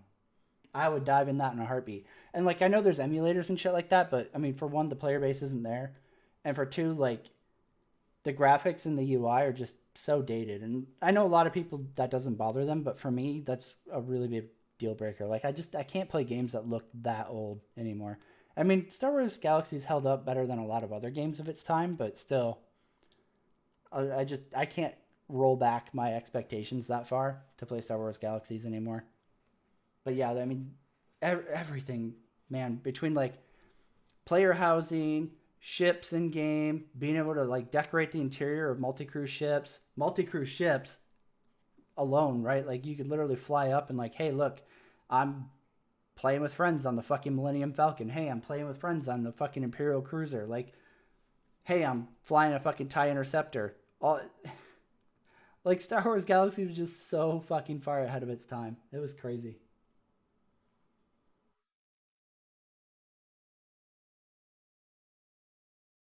Do I think they'll cut out the fucking grind and tedium? I think Star Wars wasn't even about the grind. It was about like marketing for the movies. That was the big thing. Like you had the prequel trilogy coming out where Jedi were everywhere, and Star Wars Galaxies was like, we need to capture that because all these people are going to be watching, Attack of the Clones and Revenge of the Sith and fucking, they're going to be sitting there going like, oh man, I want to be a Jedi or a Sith too. And that's what Sony went with. They were like, fuck yeah, let's cash that cow. So I don't even think it was about like the grind and tedium because they didn't get rid of it for like every other class. It was just Jedi. They were like, hey, let's make it available. Let's make it so people can be that. Even though, when you looked at vanilla Star Wars Galaxies, there were no Jedi. Like, man, I remember seeing a Force Initiate one time in, oh god, what was that? Bestine? I think that was the name of the Imperial city on Tatooine, right? Like, the first time I saw a Jedi Initiate, it was like, everybody was like, what the fuck? And they got gangbanged. They got fucking wrecked so fucking fast because they were running around with their fucking lightsaber out and all this bullshit. And people just fucking flooded that dude and ganked the shit out of him. Whereas like later on, they were like, oh yeah, everybody can be a Jedi. And Jedi are like so strong because they're like Jedi. I was like, dude, you guys are fucking shitting down the throat of your own fucking game. And it fucking sucks so bad. I guess that was like a precursor though. Maybe that was all of that in Star Wars Galaxies when they sold out and they were like, yeah, combat update. Or was it combat? No, it was new game experience. New game experience. Come get some Star Wars. That was actually just a precursor to get me ready for when Disney bought out the franchise and just really turned it to shit.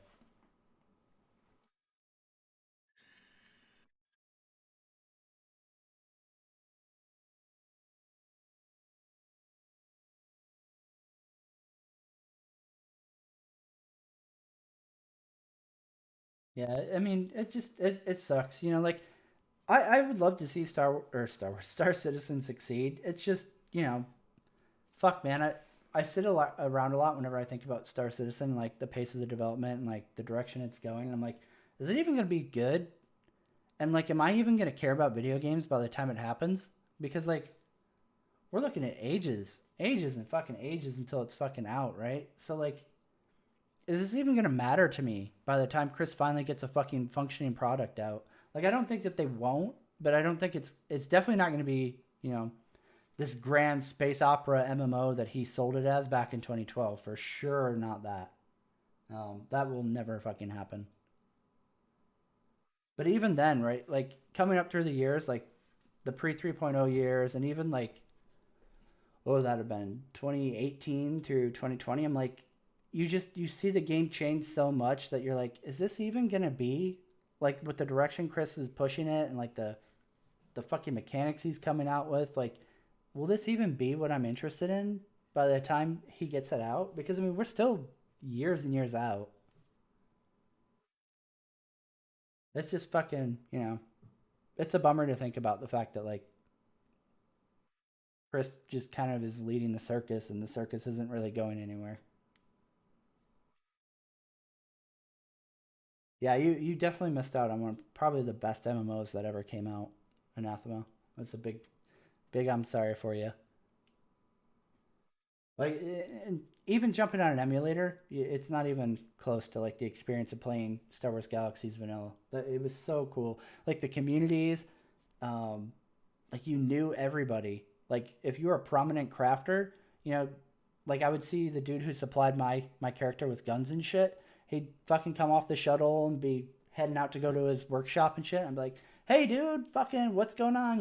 Can you get me fucking this new mod for my fucking scatter pistol and blah, blah. Like you just knew everybody and like the communities were really good. Like on my server, like I probably have one of the best bounty hunter characters on the fucking game, and like it was like a pride thing. You'd show up with your guild to like go to a fight, and people would be like, "Oh fuck, these guys are here." Like man, it was just such a fucking cool thing.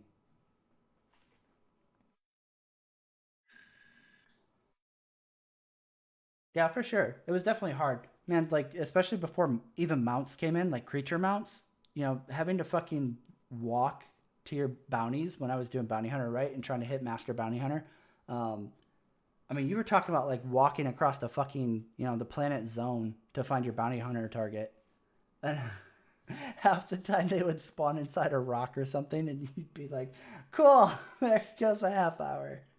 But yeah, it was definitely hard, man. It was everything you earned though felt so incredible. It was just fucking such a cool game.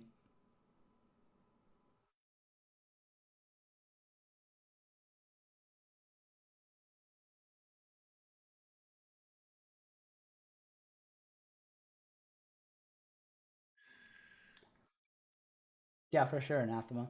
Like, if it wasn't for the story missions forcing you to do dungeon finder shit, I would 100% never group in Final Fantasy 14. I never.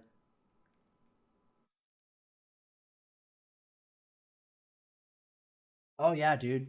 It was a huge reputation thing to be running around in Mandalorian armor. Like that was, dude. If you had a full set of Mando back in the early years, you were big dick number one, dude. People saw that and were like, oh fuck.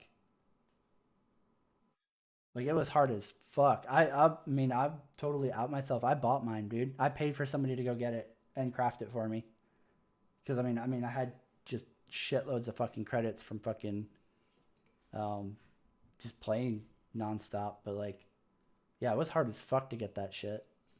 But that was the thing, and the ability to be able to do that, right? To like pay somebody to go into the fucking bunkers and fucking grind out the fucking mats, and then pay a fucking armor smith.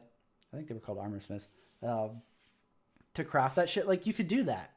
Like it was totally free to how like Sony just kind of like let the community develop itself, and that was so fucking cool to be able to do that. Kind of a lot like Eve with how like um what's the devs called, CCP or whatever, how they're just kind of like hands off with like the direction that the players take the game, and they just kind of like build around it, or at least they used to. I don't know how they run it now.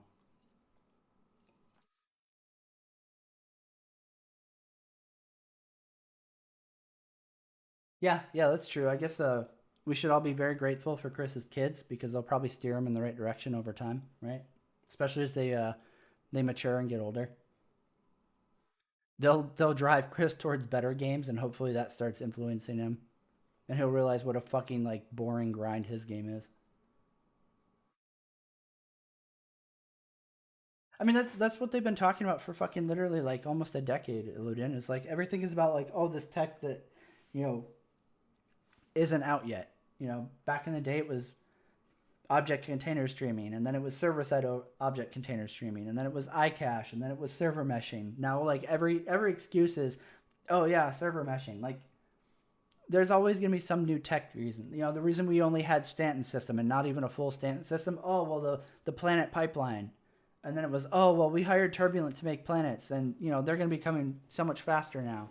And I guarantee you, in a year, there's going to be some other excuse for why we only have one system, or why we have Pyro with one planet, or some shit like that.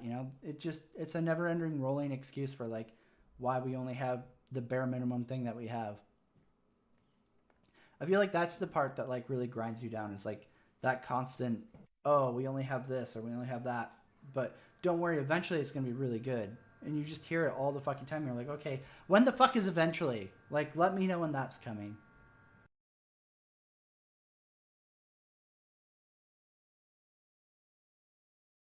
Yeah, for sure, Eagle. And to add to that, with Chris being like, oh, well, players will never own production, right? Like they'll never own factories and they'll never own stations and stuff like that. That kind of like just literally kills that before it even gets started, right? Like I that's a huge part of like all these big open, sandbox MMOs is like letting players drive the universe. But then you want to like be like, "Oh yeah, go play in this sandbox, but don't touch this toy, don't touch that toy. This front end loader toy over here, that's for us only. We'll build your sandcastle. You just tell us what sandcastle you want, right? Like, cool, I guess. It just feels like you're hampering the player base's ability to like own the universe from the get go.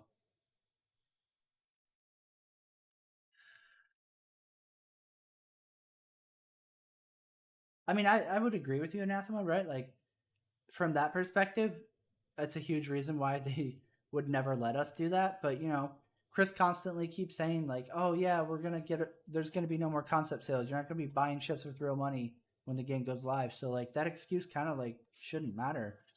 So, I mean, if they kept the model that they have right now, for sure, they'd be retarded to let us have the controls to that, right? Um, but yeah, I mean, if you're getting rid of real money transaction ship buying, like we should be able to have production factories.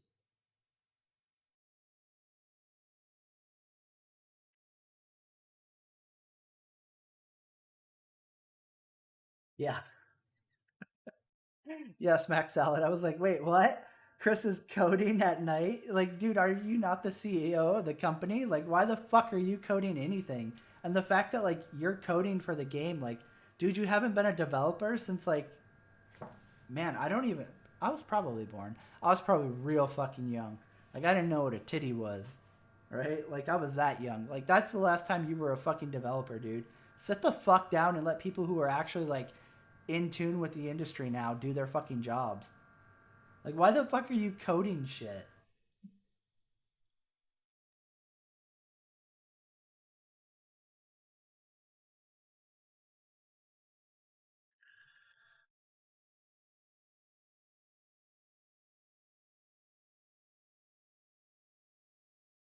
I guess that's probably true. He probably was coding on Freelancer. Although, like, it's hard to know, like, what he did and, like, how successful he was because, scuttlebutt is when Microsoft took over, they had to literally scrap everything Chris touched and redo the whole fucking game. So if that's true, then it's not very inspiring that Chris is coding Star Citizen in the middle of the night.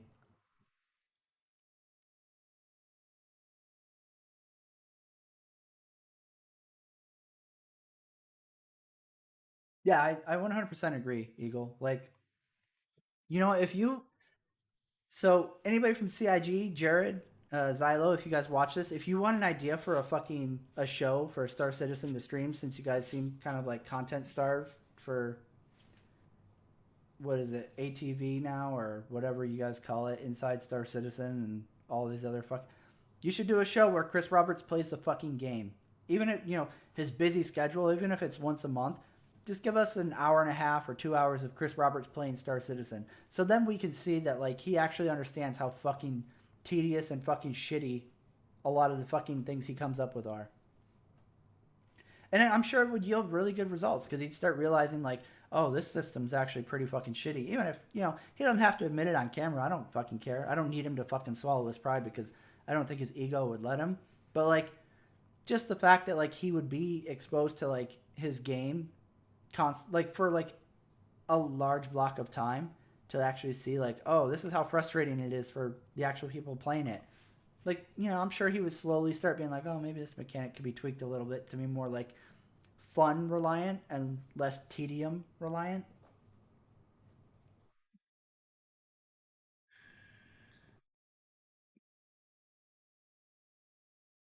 Yeah, for sure, Eagle. I mean, how do you, right? Like without, especially without like dipping into stuff that like they don't want us to know about yet, which to me is just them hiding how fucking far behind they are. But let's give them the benefit of the doubt and say like, oh yeah, there's a legitimate reason why like they can never show us anything.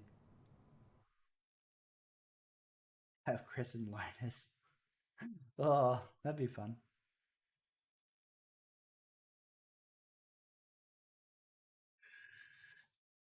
Yeah, for sure, Anathema. Like, I would love to see Chris experiencing the actual game, but what was it like, 2015 or something like that? The last time he like tried to do a stream where he was gonna play with his fucking Xbox controller, and we all saw how that turned out, right? And I don't think there's been anything like that ever since, right? Because it was such a fucking meme.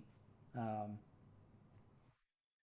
I'm sure that's the exact reason why Chris won't ever do anything like that ever again. Because it was just such a joke. Because nothing worked. He couldn't even fucking get on and play. Like, of course he won't fucking stream it. Of course he won't show him playing the fucking, like, actually trying to play the fucking game.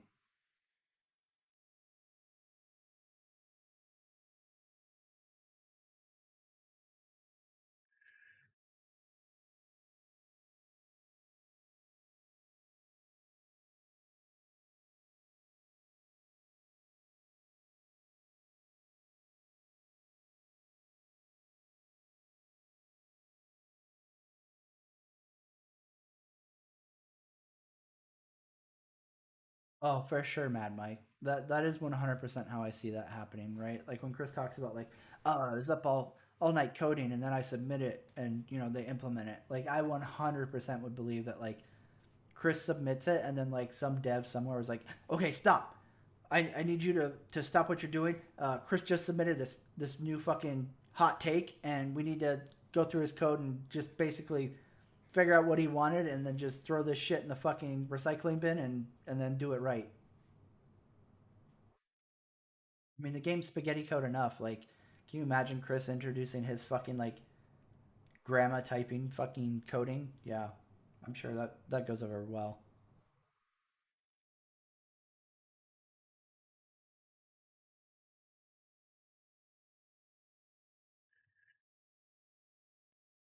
All right, guys.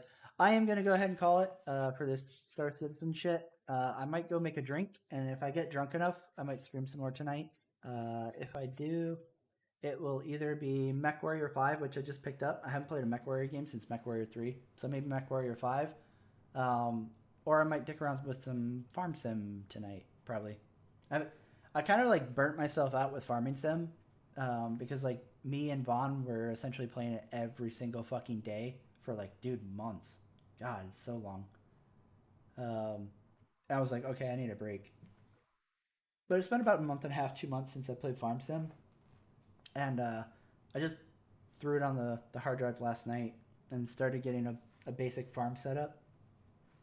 So might go ahead and give that a go. We'll see. So either MechWarrior 5 or Farm Sim, but only if I drink enough. So don't feel obligated to stare at the Discord notification or YouTube expecting to see a stream. I can't promise that. I don't know if I'm going to be like in the mood to do it, but if I do come on later tonight, it'll probably be one of those two games. It'll just depend on what I get in the mood for. But thank you so much, guys, for watching Mom and Dad's check in with us all and with me. It was fun. hopefully, hopefully shit keeps running up. I mean, honestly, when it pertains to Star Citizen, I feel like if they can nail their end of the year roadmap, right? Like get everything that they had planned in 2021 out by Christmas, um, it could start being the very, very bare bones of a enjoyable experience. I mean, depending on like server quality, but like I feel like everything that they had planned for 2021 could be like on par with like vanilla elite, right? Like old school pre Horizons. Like, hey, this is a space game. There's not a lot here, but like there's stuff to do, right? Outside of obviously the exploration bit. But I mean, to be fair, like exploring in Elite, it's kind of like the same as exploring in No Man's Sky, right? Like how many empty balls? Well, that's not even true because No Man's Sky has like procedural shit on planets, and I mean, I guess Elite does too. Okay, that's not fair. I guess we're not quite to Elite, but you get what I mean, right? Like the bare bones of like a playable experience could be there by the end of 2021 if CIG doesn't drop the ball on features and planned content. We just have to see.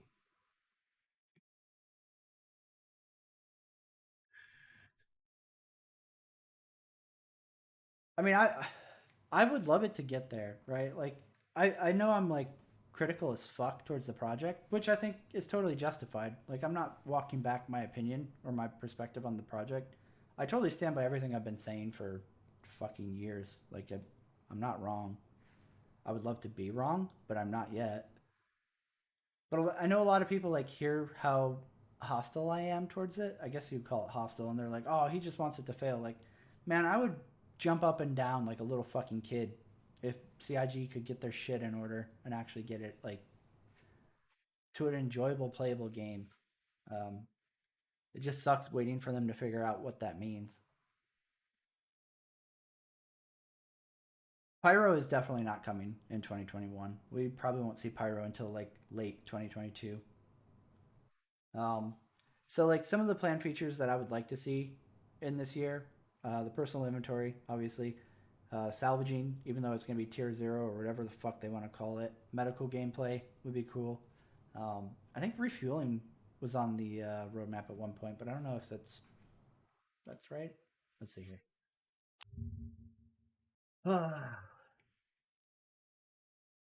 Oh, Mapu. I would love to have like refueling and repair. That would be fucking excellent. Like the gameplay around the Vulcan has me really excited because I think like that kind of like rescue people in distress type deal. Um I love that about the fuel rats in Elite Dangerous, and I really wish that Star Citizen had that because I would love to just sit there in a Vulcan and like waiting for people to be like, "Oh fuck, I'm out of fuel," or "Oh shit, my engines got blown off and I'm just fucked." But of course, that also relies on like the game being to a point where like it's not just more sensible to backspace and kill yourself and respawn. So we're not there yet. Yeah, Vaughn, I was actually thinking about it. I was kind of like debating whether or not to start another farm sim server. I wouldn't mind if you're interested. I I mean, I was gonna keep the other one up for a while, but I was like, I'm not playing, and I don't think anybody else is anymore. It was really mostly just you and me as like the active people, so I was like, I'll just cancel it for now. Um, but yeah, I was actually kind of thinking about that yesterday. Like, oh fuck, should I start another farm sim server? Like, I wouldn't mind.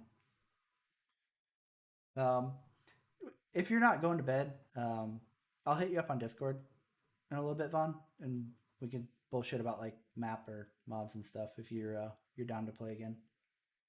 I wouldn't mind for sure. Yeah, absolutely, Eagle.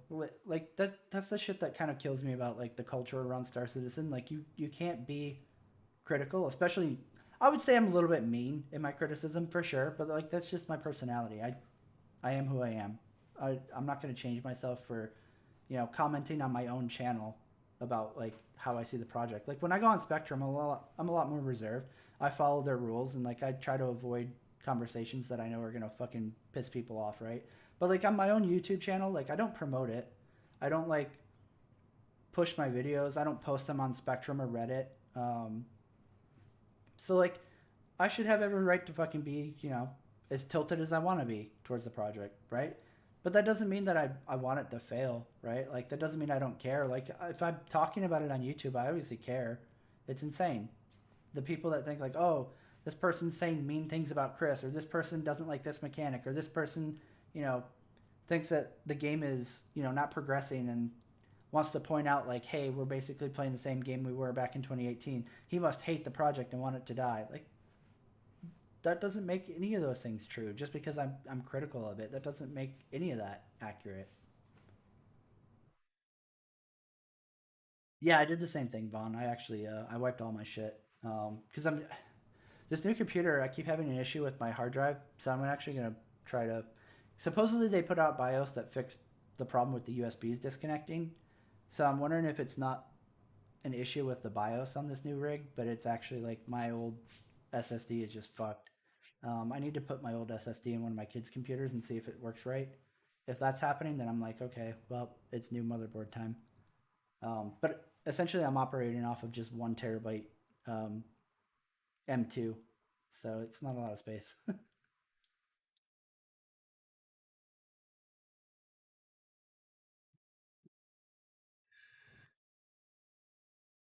I mean, absolutely extreme, and that's the thing. Is like, criticism is very, very healthy thing. Like you should have criticism. When people offer me proper criticism on, like, I'm not saying like they're nice to me, but they point out shit besides like fuck you, I hope your mom gets cancer and dies, or like, hey, go fuck yourself, or hey, you sound like a fucking kid.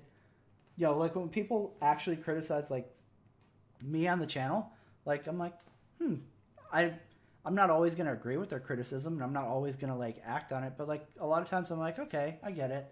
Like people hate when I do. A lot of people hate when I do the voice, right? The backer voice, like "my failure." Like a lot of people fucking hate that, and I would get comments like every video saying like, "Stop doing that, stop doing that." So now I try to like balance it out more. Like I'll only do the voice like if I really, really, really feel uncontrollable need to mock somebody over whatever I'm talking about. Like every time I like instinctively would go to do the voice, I'm like, okay, wait, hold up. Does this really deserve it? And then if it does it, I still do. But for the most part, I feel like a lot of people probably notice that like I don't do it as much in recent content, right? Um, so like I absolutely like think criticism is a healthy and important thing, and even I am okay with criticism, right? Like, it's an important thing. Yeah, I remember, oh, fuck, what was it? Like 8 months ago or something like that. Morphologists and Salty Mike were talking about like content creators or criticism in Star Citizen, right? And like they started talking about me and they started talking about like, oh, well, you know, he could be so much bigger if he did this. Like he wasn't so offensive about the way he made his points, and if he did, you know, this thing and that thing.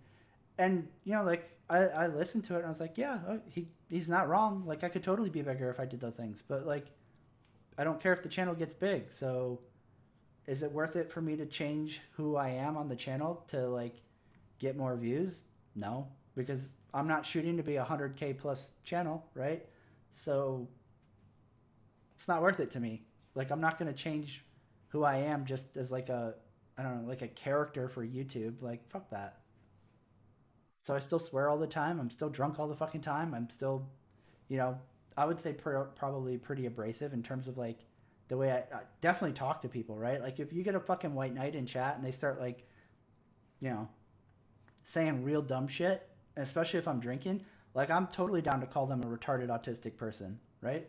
Go ahead and catch Morphologist or Salty Mike or fucking Board Gamer doing that. I mean, Salty Mike kind of does, and that like he'll call people idiots and stupid, but like I would say he's like preschool, and I'm like my fucking 5th year into fucking college in terms of like how offensive the two of us are.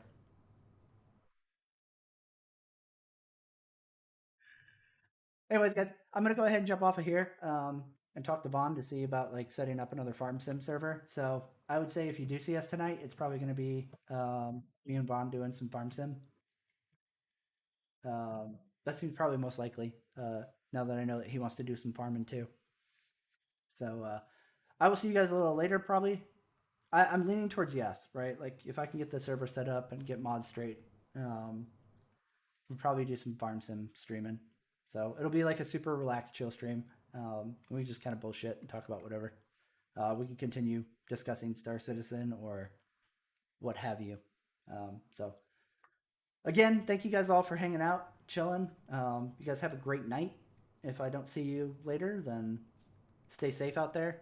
Take care of yourselves, and I will see you next time.